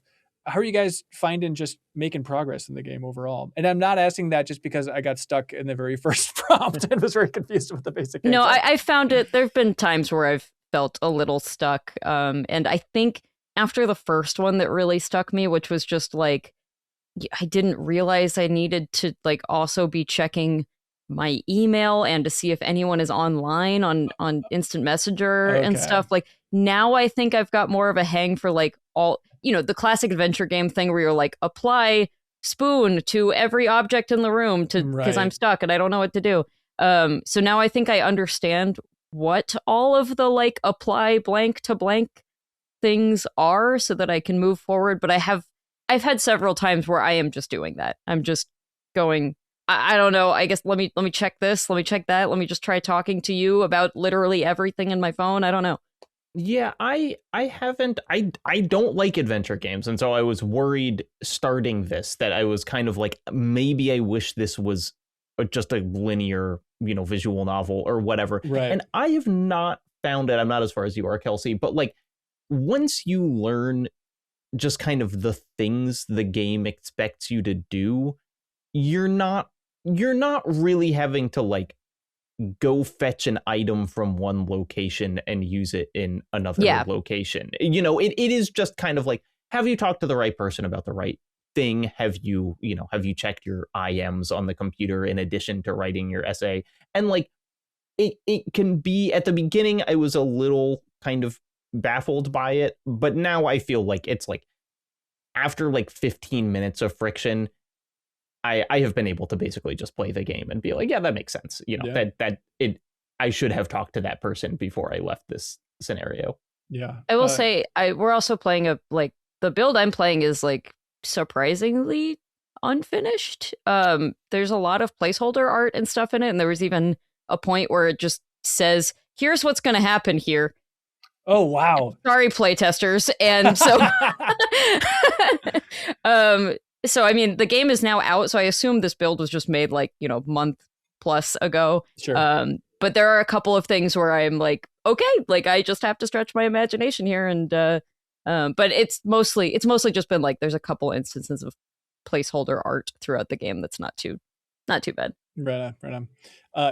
So Chris Planter over there with Post Games, he had an episode with the creator here, Meredith, and he brought up the idea of like, since Perfect Tides is about, you know, her living on this island, and then Perfect Tides Station to Station is about her coming to college. He's like, he had a good question for her, which is like, are people like Googling your life to find out what's going to happen to the character of Mara after the storyline? Because like, if so much of it is just her kind of walking through these different periods of her life, like what a weird idea of like, just, learn more about the biography of the author or the creator, and then therefore you know what's going to happen to Mara at some point in the future if you're really invested in this character. Weird, fun idea. I want to shout out, and it hasn't come up in this game yet, but Perfect Tides 1 has like not like a huge plot point, but like there are like scenes in that game that are based on the Jewish holiday of Sukkot, which is like, that's, you know, if you hear about a Jewish holiday, it's kind of Hanukkah or nothing. And so like, it is interesting to be playing a game where you just kind of like, for me, know in the back of your head, like, hey, the character is Jewish, you know? And I believe I actually asked her, I was like, is that continued to be explored in this? And she was like, yeah. So I'm excited to, you know, see more just kind of low key Jewish representation. Yeah, I didn't play the first one, and I didn't realize it immediately, but there's a part where you like go home to your mom's house and to your grandma's house and stuff like that, and then it becomes, to me, it was like immediately apparent. I'm like, this is my Jewish grandma. Okay. That's sweet. But yeah, it is called Perfect Tide Station to Station. It's out now just on Steam. So look out for that if you're interested. Hey, Kyle, do you know how this whole thing operates? No, I have no idea. Coming of age? Is that power? Well, I think so. Kind of like, ancient cultures, modern cultures, they have their coming of age rituals. I consider like the super modern coming of age ritual is going to patreon.com/MinnMax with 2 N's. Become the person you were meant to be. Go there, find a tier that's right for you. We greatly appreciate it. And as an extra bonus, if you jump in and support MinnMax on Patreon at the $5 tier before Monday, January 26th, this coming Monday, jump in at that $5 tier, we will DM you on Patreon with a Steam code for Sword of the Sea. Kyle, a very cool game from last year that I believe at Game Informer you gave an 8.5. Yeah, I like the game a lot. I played it like twice back to back. That's right. That's right. Yeah, it's a very good game. And so you can get a code for it. We promise you a code if you support us at the $5 tier. Now, here's the thing. This is for new supporters only. So no upgrading supporters or no returning supporters. This is for new people that want to jump into the Patreon ecosystem. Jump in at that $5 tier. You also unlock the bonus podcast feed where you get access to bonus pod, the extended version of Pew Pew Bang, ad-free version, and early version of the MinnMax show every single week. And then we'll DM you the Steam code for Sword of the Sea, which is a great game that came out just last year from Giant Squid, who also made The Pathless and Abzu, but it is the art director of Journey. A lot of Journey vibes, but imagine Journey on a snowboard or skateboard as you're going through the desert, and truly breathtakingly gorgeous game overall. So if you want to get a great game and support MinnMax at the same time, patreon.com/MinnMax with 2 N's. Jump in at that $5 tier. We will post on Blue Sky and Instagram and update the description for this video.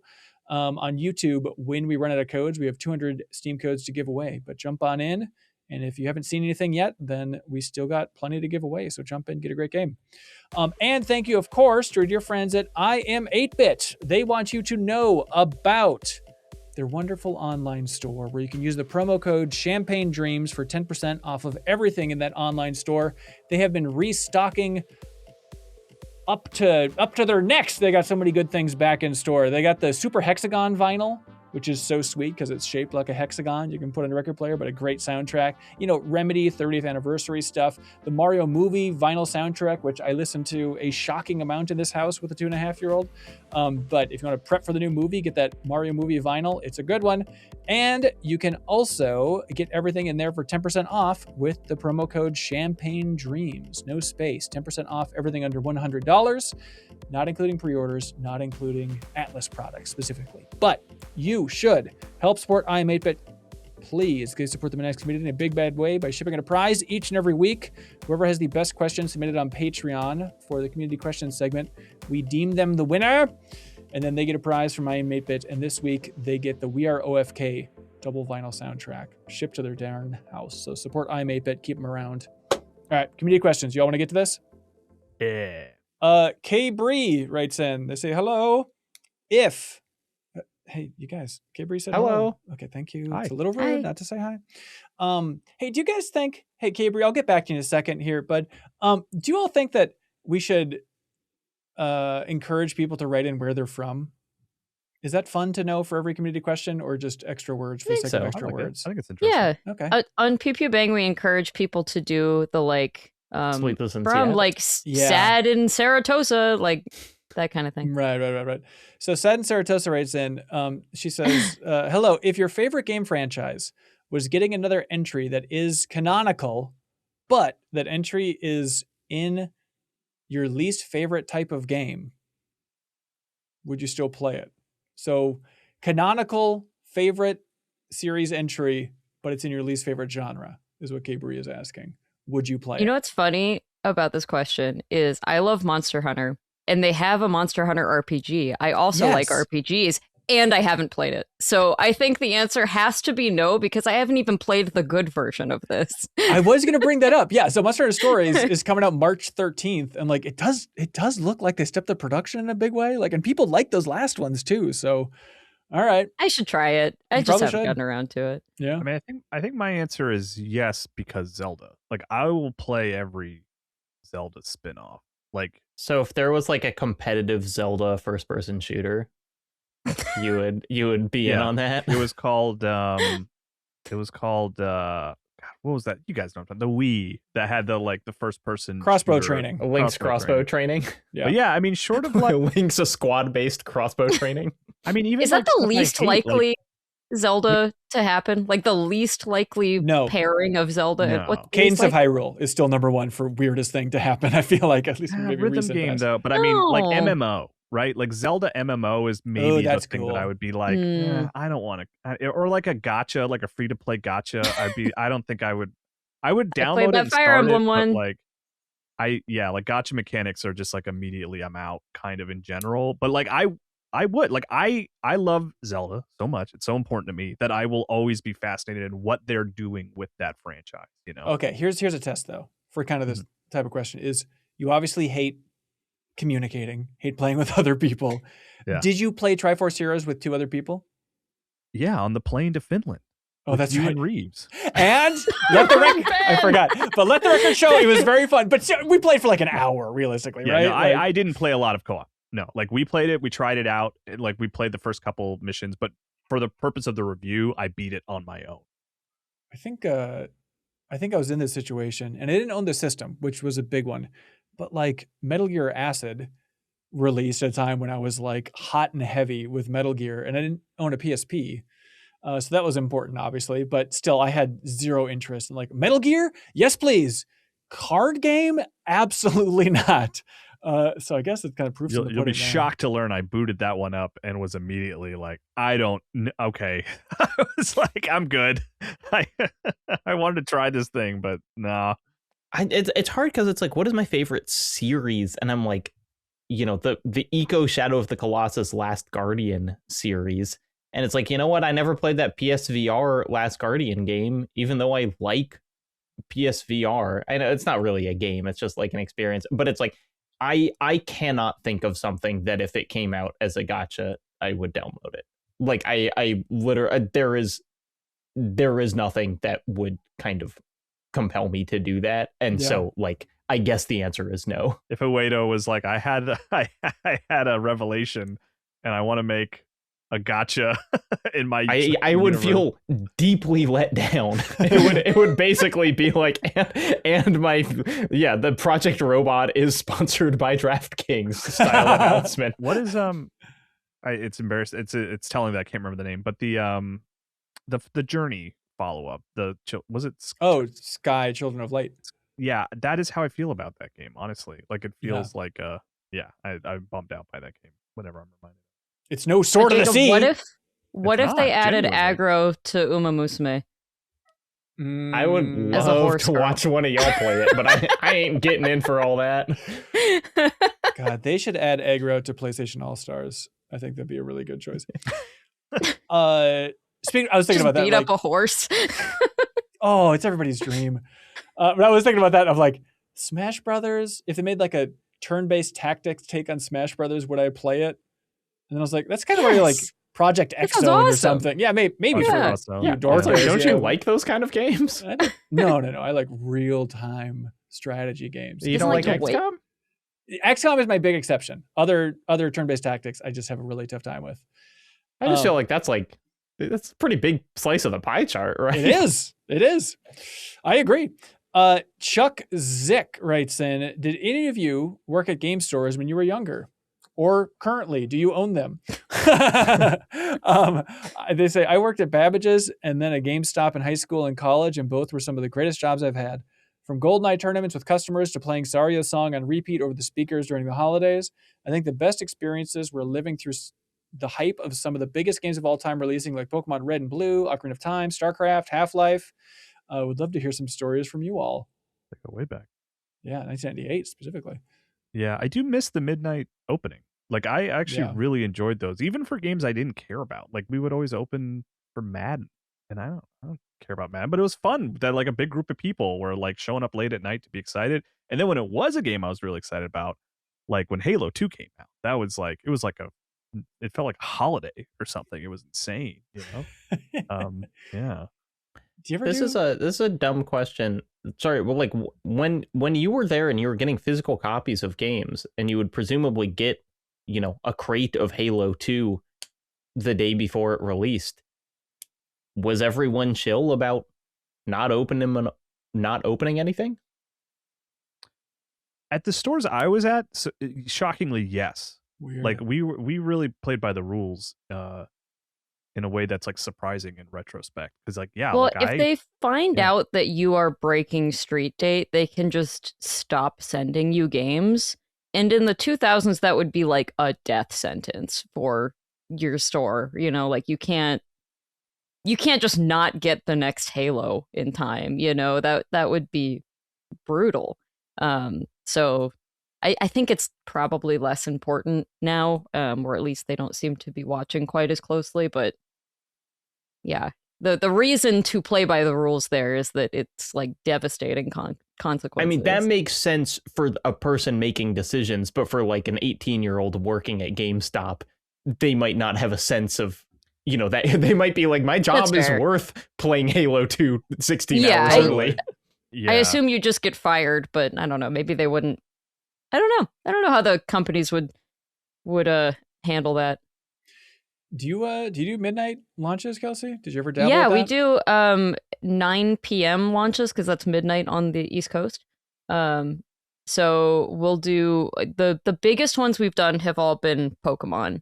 Pokemon X and Y in particular was massive. We sold like a couple hundred copies. Wow. I ended up I was very like ambitious and full of life at the time. I ended up baking cookies and decorating them like Pokeballs, and so there was like cookies and stuff there, and we had to hand out tickets because it was just a big long line, and we made everyone say their favorite Pokemon when they picked up their game, and it was just like a fun time. We still do that sometimes.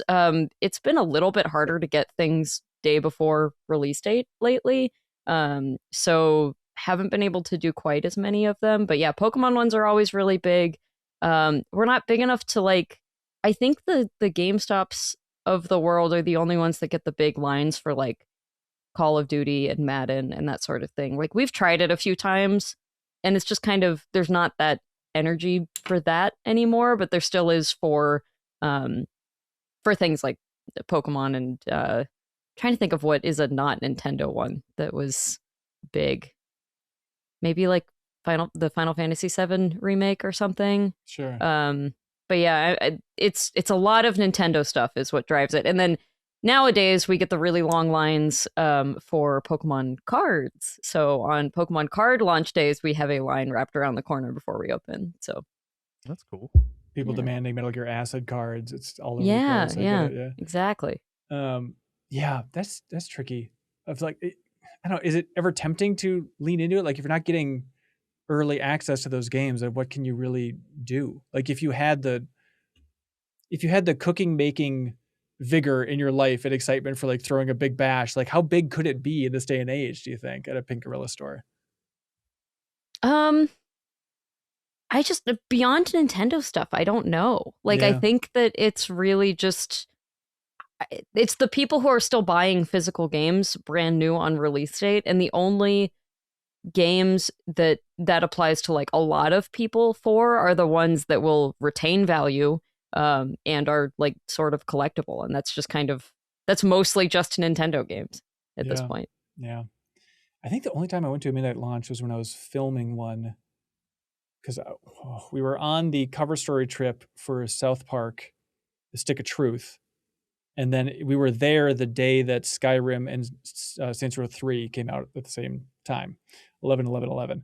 And so then GTA 6 is going to be a really big one. Obviously. That's going to be interesting. I just realized that. Yeah, that is going to be a biggie. Yeah. The last one that I went to was Red Dead 2. And I hadn't been to one before that in years and years, but it was just like, damn, well, I'm buying this on disc and might as well go to, my dying mall where there's one GameStop. Yeah. I remember I picked up Metal Gear Solid 5 Phantom Pain at midnight, and I remember it just kind of feeling dreary because it was just like there wasn't anyone else there. They just happened to be open for this, and I was like maybe one other person was there, and I was like, oh, Metal Gear Solid, please. It's like, okay, bye. But Skyrim, my daughter was like a month old, and I remember bundling her up and taking her with my wife because my wife was very excited for Skyrim, and it was like cool. It was like a fun adventure. Yeah, for sure. anyways, he made a video at Game Informer you can check out, I guess, with Dan Reichert in Professor Genki costume from Saints Row 3 harassing the Skyrim people in line. It's a hoot. And it was very awkward to film. Galex writes in, they say, hey, MinnMax, out of the people on the show today, who has the best lineup of games that have come out on their birthdays? Ooh, that's so fun. GameFAQs, they have the site, and you can put in your birthday here. And so I rounded up everybody's, if you don't mind me. And I'm guessing mine's the worst. Well, Kyle, you have chat weigh in here, comment section weigh in here. Kyle, you have, when's your birthday? December 23rd. Okay, everybody knows that's Gran Turismo 1, Gran Turismo 2, and some of these are the Japanese releases. So it's it's combining everything. So the best of the best. So Gran Turismo 1, Gran Turismo 2, Tales of Destiny, great game. Chocobo's Dungeon 2, Kyle, of course, great game. Another great game, I think. So just in the PlayStation era, were they releasing games on Kyle's birthday and then they just... Well, you say that, Kelsey. However, first of all, the N64, you got Goemon's Great Adventure, which is the second best Goemon game on N64, so nothing to scoff at. But then Dreamcast, Sega was all about it because December, that is when D2 came out, of course, and then Sonic Adventure, technically on your birthday, Kyle. Really? And then the most important game ever made, The Bouncer, for PS2. I do love The Bouncer. I do too. We all love The Bouncer. And then Super Meat Boy Forever. So yes, I actually, that one I remember because I remember playing it on my birthday and feeling like it was a novel experience to be like, oh, this came out on my birthday. Weird. Oh, that's fun. Can we do a Bouncer deepest dive? I would freaking love that. Just on the concept of bouncers. So we play the game, but we also go get bounced from a bar. Yeah, and bouncy balls. Isn't that game like an hour or something? It's 17 minutes long. Yeah, it is. It is. Yeah, we should do that. And somehow there's just like those PS2 games that you were like somehow like an hour long. Like Piano 3 was like 3 hours or something. Can we do the Quiet Man? Can we get the Quiet Man in there? Gungrave, the original Gungrave on PS2. I remember taking that home and beating it in one sitting and being like, oh, okay. What do I do now? Square a lot. Doing absolutely everything in the Bouncer, according to How Long to Beat, is 7.5 hours. Perfect. Now that's gaming. 100% that game. Kyle, do you remember that sad day when for like an extra life segment back at Game Informer, it was like, all right, let's play Quiet Man, but I'm going to be in the production booth making wacky sound effects and putting it in. And it was the most uncomfortable segment in Extra Life history. It was not fun. It was not funny. Just went boing over the Quiet Man. It did not result in a single smile. Let's try it again. This time, new show plus. Yeah, we can we can bring it back. Okay, Jacob, you have February 8th. February 8th, of course. Well, everybody knows. Send me a present.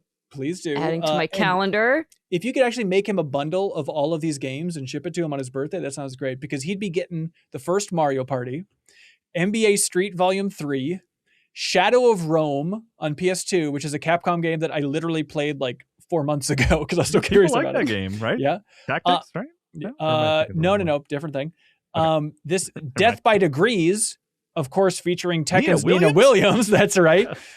Luminous Arc on the DS, Max and the Magic Marker, Stacking from Double Fine, Test Drive Unlimited 2, You Don't Know Jack from 2011, Dynasty Warriors 9, Winnie the Pooh's Rumbly Tumbly Adventure, most importantly, Final Fantasy 15 Pocket Edition, weird iOS mobile version, God Eater 3, Ollie Ollie World, and Helldivers 2, all on your birthday, Jacob. Ooh. Okay, those last two kind of got some heat on them. Yeah, as much heat as a Kelsey Lewin with her birthday of... July 1st, Canada Day. Why, that would be no better way to celebrate Canada than with Duke Nukem, released in 1991. Then she's got Leisure Suit Larry 1, a classy birthday. Duke Nukem and Leisure Suit Larry. Lethal combo. More misogynists. Let's go. BMX XXX I'm seeing here, the guy game. The biggest misogynist of all, Pajama Sam 2, Thunder and Lightning Aren't So Frightening, also on her birthday. And then, of course, King of the Monsters on Neo Geo, Streets of Rage 3. I thought this was a mistake, but it is actually called this in some territories, Disney's Hercules Action Game. Yeah, the PS1 game? Yeah, you knew that was called Hercules Action Game? Yeah, just because it's funny. And this is not the Disney Also a Hercules, good game. right? It It's is. like- It is Disney's Hercules okay, 'cause action there is game. also a Hercules PS1 game that's not Disney Hercules. Oh, different right? action game? Yes. Yeah. Okay. This Yeah. the Borat subsequent movie film. It does, yeah. Disney Hercules action game. Literally, the European release for this, the PAL version, it's called Disney's action game featuring Hercules. But then it's just like Hercules art on the cover. It's really a twisted world. So you got that slammer. Then we get serious. Star Fox 64 was on your birthday, Kelsey. Congratulations. Ark right. Survival Evolved, Earth Defense Force, Insect Armageddon. And if you remember one of your favorite games from a couple years ago, maybe it was a factor for why you loved it so much. Kinutsugami, Path of the Goddess, was on your birthday. Oh, that's fun. Yeah.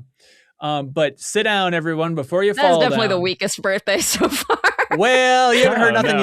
yet. Yeah, we got April 15th for me. That is Gran Turismo 5. So what do you think about that, Kyle? The least popular Gran Turismo. That counts for something. Congrats. Kirby and the Amazing Mirror on Game Boy Advance is the highlight of this list. We have No More Heroes, Heroes Paradise, Trials Fusion. It's good. Bravely Wait, Second. Sorry, is that No More Heroes : Heroes Paradise? Yeah. Is that like a I spin-off? think that's Which the one is that? PlayStation 3 port of the Wii game. Okay. So that's the level we're working with here. Because it's like I could be like wrong No about More it. I'm Heroes. kind of looking to Kelsey. Does that sound right? Like, I don't know. Maybe. Then I got Bravely Second, End Layer, Predator Concrete Jungle on PS2. Oh, yeah. X2. I've heard that game is great. Okay, there I've we not go. played it, but I have heard very good things about that game. I'll take it. Just like X2 Wolverine's Revenge, everybody loves, except for this is the Game Boy Advance version of it. And then Ninja 5.0 on Game Boy Advance is Oh. what I've got on my birthday. So check it out at home, everybody. Find out what I think games that's are the launched. most expensive Game Boy Advance game. I was gonna say there's a reason I know it, and I think it's Jeff Gerstmann was talking about how expensive it was. Yeah. Okay. I mean, it's like $300 something That's for a just birthday the feast. yeah.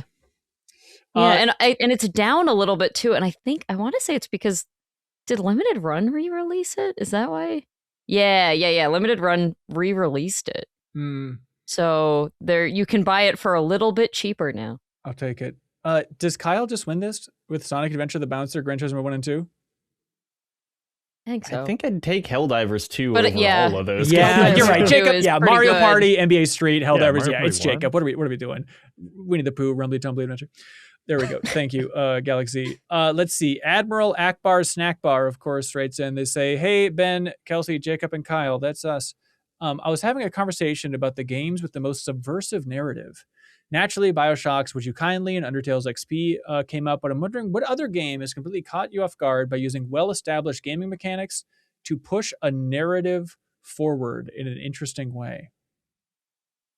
So, like mechanics that you know from other games, right? I think is maybe the more interesting version of this. And then in a game, they subvert it. I mean, Returnal kind of with its like sort of contextualizing repeated death and retries. and Hades how already that- did that, you know? Like, No. Well, but there's more it to did not than do it with like Returnal. Returnal. okay. Yeah. Okay. Returnal There's- has a version of that plot twist that is Yes. pretty insane. Yeah, Okay. which I adore. Yeah, it's very cool, and it is a narrative thing that like plays into your understanding of how death works in video games. I would argue. I don't know. Maybe I'm inflating it, but Yeah, I agree with Kyle on that. I thought about the the thing at the end of God of War 3 where you are finally killing Zeus after all of your trials, and it tells you to mash O or mash circle in the same way that it's told you to mash it, to kill every other enemy in the game, and it just never tells you to stop. And so you just keep doing it until you kind of realize that you don't have to anymore. And it's like, it's in retrospect, it feels kind of like an obvious trick, but like I remember it was a cool moment. Yeah, that's cool. Even just I'm trying to think of other examples of this, but I love it so much when games are like, all right, you got to go collect these 3 things, find these 5 things, and then just having a character come and be like, never mind, don't worry about that. Like, just go ahead and go on through. The best example I can come up with recently is like, even Clair Obscure, that little thing of like when SGA is like, you have to find my friend Francois. It's like, oh, he's just right over there, actually. It's like right there. Yeah, it's that's such a good. nice feeling. I think I'm just like, and you know exactly what the road you had ahead of you, but nope, never mind. Just go ahead. It's right there. Indica does a lot of that, both with the get 5 buckets of water, where you actually do have to get 5 buckets of water, but then the whole like XP system is kind of core to what that game is saying about like belief and stuff. Yeah. I also remember Mafia 2 has a sequence where you try to basically get a real job and you have to like move boxes at the dock, and it sucks and it's like boring, but it's kind of at the player's discretion when to stop. And that is kind of like sort of sets the rest of the game off in an interesting direction, where it's kind of like, yeah, you don't want to do that. You want to go like be part of the mafia and be cool. So like go do that part. So I like that they contextualize. It's like, there is a version of your life where you just work at the dock and it's boring. You don't want to do that. Can you just like keep doing that? Does the that. game ever tell you to stop, or could you just like keep doing that Shenmue forever? style? To my memory, it wasn't like you could literally, make a living, right? But I think you could just infinitely move boxes and eventually you would just have to kind of walk out the room or whatever, I think. Yeah. Neil Smith, the mod, he writes in and he says, hey, everybody, how many students from Last Defense Academy does it take to take down a T-800 from Terminator? Oh, no, she's leaving. She's thinking about it. I mean, they can just go back in time, right? Sort of. But so can the Terminator, so that's tricky. One guy can go back in time. Okay, that's all it takes for the Terminator, so 1. All right, we got Kelsey Sims writes in. They say, January is always a great time to play games in my backlog as I wait for new releases and announcements for the year. What games in your backlogs are you folks playing? Or would you like to be playing while you wait for new titles? Yeah, I've been going kind of crazy with this. I randomly booted up BioShock Infinite and played the first hour because I was just like that game's cool, right? Was like sort of the thought I was remembering, and that opening is cool. Hell yeah. And then the Far Cry update that came out today is at the time of recording, where Far Cry 3 can now be played in 60 FPS. Right. Like was like weirdly like, you know what? I think I want to go play some Far Cry 3. So I played like an hour of that. And I was like, this is great. But the big thing that I've been playing now is I've picked back up again, which I do this every couple of years, is my Golden Sun save. So I've been playing Golden Sun: The Lost Age on my Switch 2. And I'm like, it's like my save files at like 10 hours. So I'm incredibly lost. But it's a game. I think I've told this story before, that like I got to the end of that game, the Golden Sun 1, and then it was stolen. Like I went to a movie and it was stolen out of my car. So it was always this, backlog game that I never finished. And then a couple years ago, I played Golden Sun 1 on a Game Boy Advance, and I finally beat it. And then when they released the game on Switch 2, or Switch rather, like I pulled my code from Golden Sun 1, which is like this 260 character code, so you could transfer everything over to Golden Sun 2, and I was able to take it from the Game Boy Advance cartridge to the Switch game. And so until the next big game comes out, I think I'm playing Golden Sun: The Lost Age for Game Boy Advance is what I'm working on. Did you play the DS Golden Sun? I did, yeah. Was it good? I remember not liking it as much because it's like 3D graphics on the DS, which was pretty rough. It lost a lot of the charm. Yeah. But it is, I remember it being cool in that it is the protagonist from the first game's like children basically going on an adventure, which is cool. Yeah, I'm trying to after I finish The Lost Age, I think I will try to track that down and at least check it out again and sort of like, see if it holds up and if I like it. Is there an ounce of you that thinks about the fact that the Golden Sun team is the team that's making Mario Tennis Fever launching later in 2026 and how weird that is? Yeah, I'm Camelot, man, like all the time. I and it's funny because like as I have this weird affection for Golden Sun, but like I don't even know, like if they were like, the next Nintendo Direct, they're like, Camelot, they're making another Golden Sun. Here we go. I don't know if I would be like, I don't know what I would want from that series, because I think it would just look kind of like a generic RPG, know? Like I like that crazy sort of because Game Boy Advance 32-bit sort of style that I don't think they would try to recreate, really, It's like, if you're not excited for that game, is there anyone on Earth who would be? You, who's like basically a completionist about this series. I just don't like I guess the thing I'm getting at is like I'm assuming what a 2026 Golden Sun game would look like, and in my mind, the version that I'm seeing is kind of just generic and underwhelming. Yeah. Right. But like I would love for them to surprise me and come out with, like, if they did announce a new Golden Sun, I would be, and if the art style was cool, like I am, my heart is open to be excited for it. But like the version that I'm imagining, the uncreative version that just looks like, you know, any other RPG that might be on Switch, like I don't know if I'm really jazzed about it. Yeah. Kelsey, in your heart of hearts, if Monolith announced their new game and it was a Golden Sun reboot, is that positive, negative? How does that compare to new IP? Yeah, I'd be disappointed, but I would play it. Okay. Yeah. Yeah, that's fair. Is that one for you, Kelsey? Or like, did you play those games? Do you like those games? I have booted up Golden Sun a couple of times. I have never like gone all the way through it. It's a very cool looking game. Like I have no real reason that I have not played it. It's not like, oh, it turned me off immediately. It's just kind of, I've always been distracted every time I've tried to. It's not. I mean, not to dive too deep into it, but it's not like a game that is like really unique and different and like does new ideas with the RPG. It's just like a really clean, well done, fast paced RPG, turn based RPG. You know, you get to the new town, you buy the more powerful weapon, you do a bunch of fun turn based battles, you get to the new town. You know, it's like that, and it's just like it's just a very nice sort of straightforward.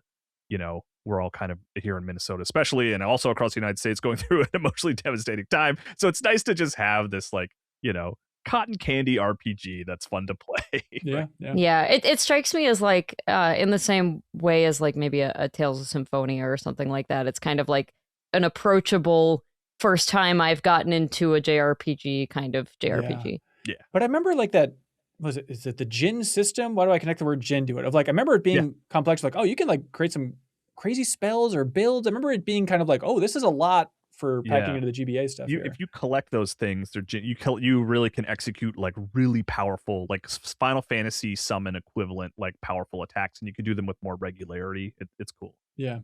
Luis Perez writes in and says, "Hey CLCs, as a Better Quest goal, I'm committing to journaling every day of the year, trying to have a better way to track my progress with family, work, and games." Awesome. Keep it up. Cool. You can journal every Tuesday when we put that post up on Patreon looking for podcast questions. Just make that your journal entry, and then we'll read it on the podcast, and it'll all be cool. If you believe in transparency, Louise.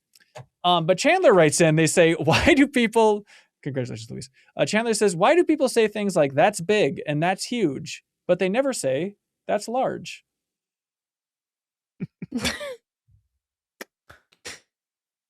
Right in with your... we do say that's massive.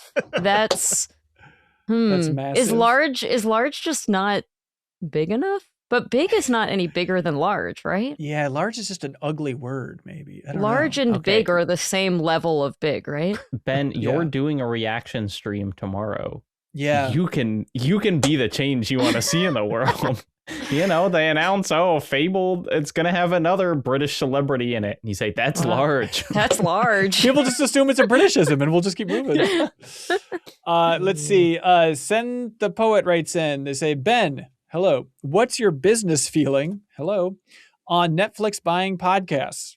Like Bill Simmons, part of my take, for their video only.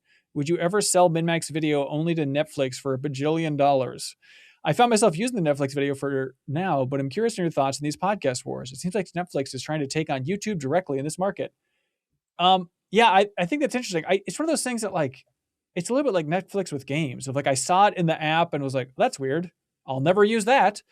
And then didn't really think about it again, except for like listening to Bill Simmons. It was weird because like they kept referencing the fact like, oh, we're on Netflix now. Like, oh, I know this is kind of off-putting for the Netflix audience, but these are jokes we've been making for years, like those types of things. So it is always surreal to hear just this way I've always listened to Bill Simmons' podcast, but now he has to acknowledge potentially like a gargantuan new audience, but I don't think anyone's actually doing this. Can I make an uninformed call on what I think is going on here? They are making shows where there are two celebrities talking to each other that are filmed, which is what you would call a talk show, because they're video only productions. But my guess is if you make a talk show, you have to pay union members. And if you make a podcast, there are not the same union rules. That seems like the kind of bullshit that Netflix does, and I genuinely think there's a non-zero chance that that's what's going on. I mean, they also have like talk shows on there still, like Letterman and stuff. Yes, I know. And they're probably super pissed that they have to pay union dues to like the people working the cameras on those shows. It pisses us off so much. I mean, I think a more likely scenario, sure, I'm sure there's a factor somewhere. But like, I think it is that idea that Sent the Prophet said of just they look at YouTube traffic and they say, how do we compete with YouTube? I don't know. Everyone's watching Joe Rogan on YouTube. What do? Let's try and get podcasts here. Like, it just seems like, where's the audience? Let's do that. Trying to tap into it. I mean, I don't know, to give them a little bit of the benefit of the doubt, which they don't deserve. I mean, there is a tone with the description of you call something a podcast versus, John Mulaney's talk show that he has on Netflix, right? Like it's just a different tone. It's more casual. I'm not really interested in listening to something called a talk show because it has production values that I'm not really like interested in, and the conversations are more condensed, where podcast implies like, just longer, more casual chats, which I enjoy. Yeah. I don't know. But so Bill Simmons had that Spotify deal. I think Spotify fully owns The Ringer, right? And so there's still the video version in the Spotify app, I take it, for that whole thing, right? It's not like they're buying the exclusivity for the video version of these podcasts, but I'm not sure. Please tell me. So if it's not exclusive, I think it'd be fun to have MinnMax show on Netflix. They got to have some gaming podcast at some point, right? I mean, if they offer you a bajillion. For a bajillion? That's like, large. Yeah. I mean, you can have the majority of it, but like we can all get like a little bit of that. Yeah, right? You'll get a quintillion. Yeah, absolutely. I'll give. Then I'm all for it. Absolutely, 100%. You'll get a Sicilian, Kyle. Kyle at MinnMax.com. Email us, Netflix. Okay. Ted, you hear that? Kyle at MinnMax.com. We just didn't have an email. Yeah, don't message Ben. I know he's like in charge of this, but you can come to me. Absolutely. As long as I get my Brazilian dollars, I'll be happy. Mabruin writes in, they say, when was the last time you wrote something by hand that wasn't your signature? Do you worry that handwriting will become somewhat of a lost art in the not so distant future? Well, I think we're there, baby. I think our handwriting, mine at least, is horrific at this point. I don't know if anybody else is in a similar boat, but I write every day because I do at least one like small journal entry every day. But what I've noticed, it's not so much that my handwriting is getting like substantially worse. It's just that my hand hurts more. Yeah. Like I just am not used to the muscle. practice of writing as much. And so like I can't, like I used to fill composition books and like just write stories and stuff. And I'm like, writing like a page strains my hand now. Yeah. Yeah. I mean, it's like I wrote, I think, hopefully you all got a little holiday card from me and I hand wrote that. I think you should handwrite cards generally. I write when I'm like watching a video for polishing, I will like watch it and I'll be like handwriting notes in a thing. And my handwriting's always been bad and it's bad now. And I don't think it would be better if I hand wrote more. But that's a kind of a separate question from like, what are the youth doing? I mean, I remember in school, like technically we had like, a week where we were supposed to learn how to do cursive and I never learned cursive. And now that absolutely does not matter in my life at all that I can't write in cursive.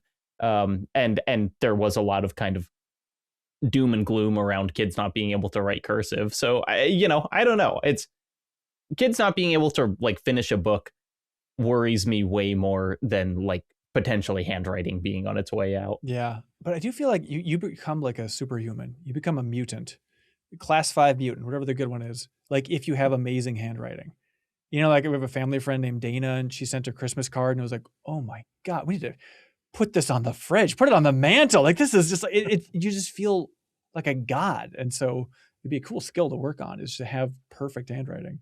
You do notice when someone has good handwriting, but I don't even know presumably they did work on it, but just like, I've just never not had bad handwriting and I don't even know how it would get better. Like, I don't know what you do. Yeah. I mean, when we were little, they would have you practice writing certain letters over and over again, including like tracing them.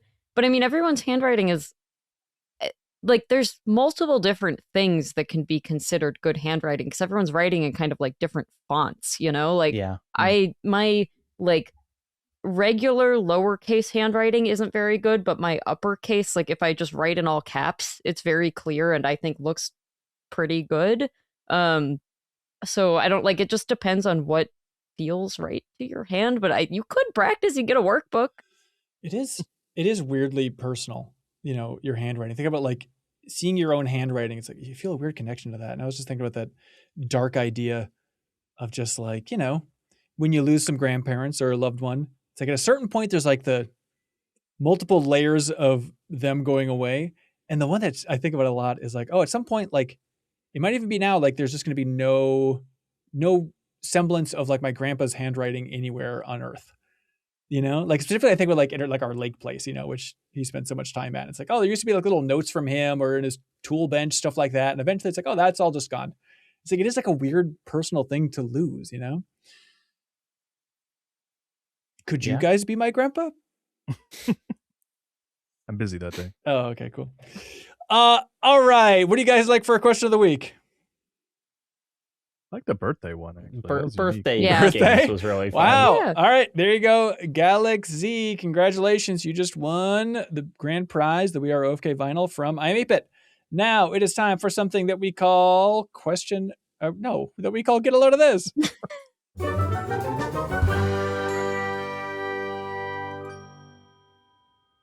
I have just a silly one, Please. which is the GameStop for a short period this month had an infinite money glitch. You could go purchase a Switch 2, a used Switch 2 for $415 and then trade it in with a promotion and get $445. Yes. And so there was a YouTuber who just drove around between several GameStops and just made a bunch of money doing this all day. They fixed it, but this is the kind of just like dumb thing that when you have all of these like stacking promotions and stuff, I've taken advantage of this at GameStop a couple of times, not infinite money, unfortunately, but just ones where I'm like, oh, they clearly like did not think of this use case for the promotion.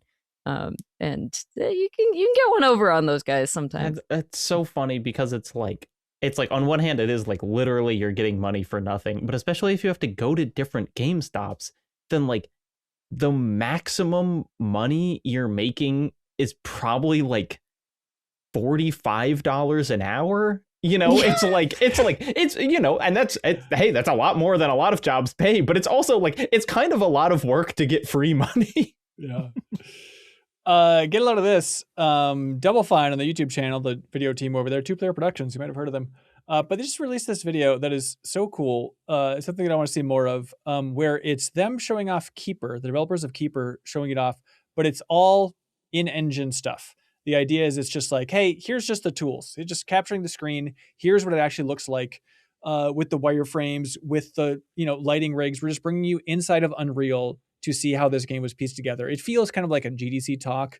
Maybe it's kind of prep for a GDC talk they're literally doing, but it's like they have different kind of department heads and people talking about the lighting and just design, animation, environment art. But if you want to get geeky and learn like, hey, how are these games actually stitched together? Why do they take so long to make? It's just a great video diving in deep on one of the best looking games from last year. Get a load of this. It's January, which means my favorite video of the year has come out.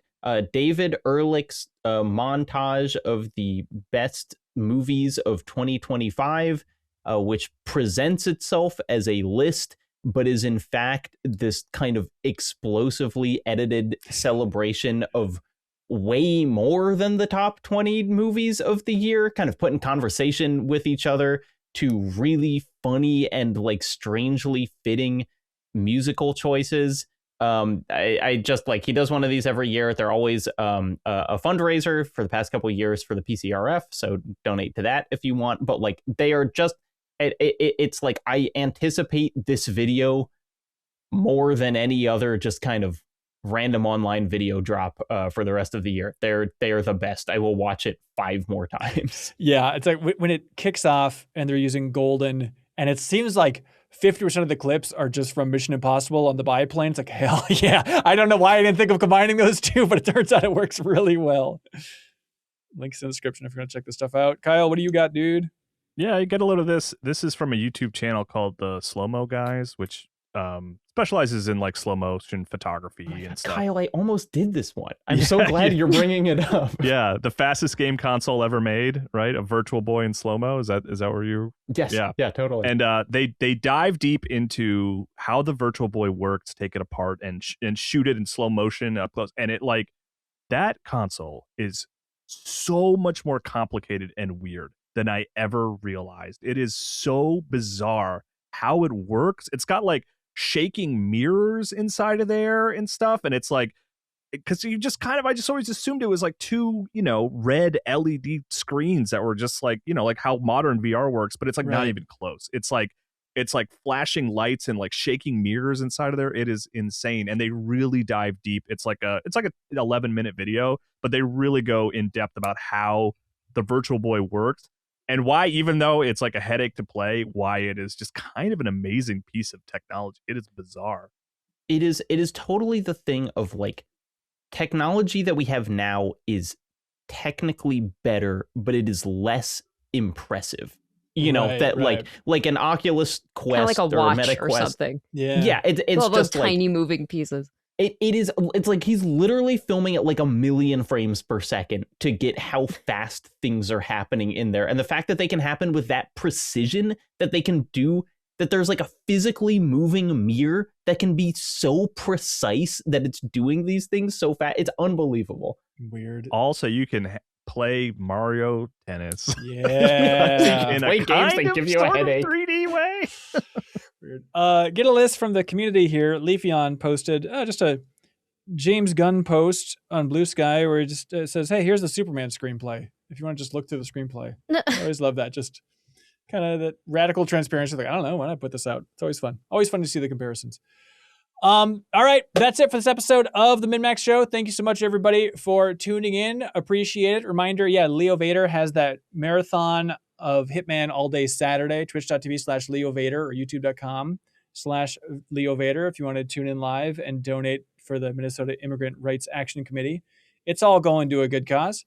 Otherwise, here at MinnMax, bonus pod this week was Haley and Janet making a tier list of, it's a tough genre to nail down, right? You could say narrative adventure games. They say choice-based narrative games. So we're talking Until Dawn. We're talking Telltale stuff. We're talking Life is Strange.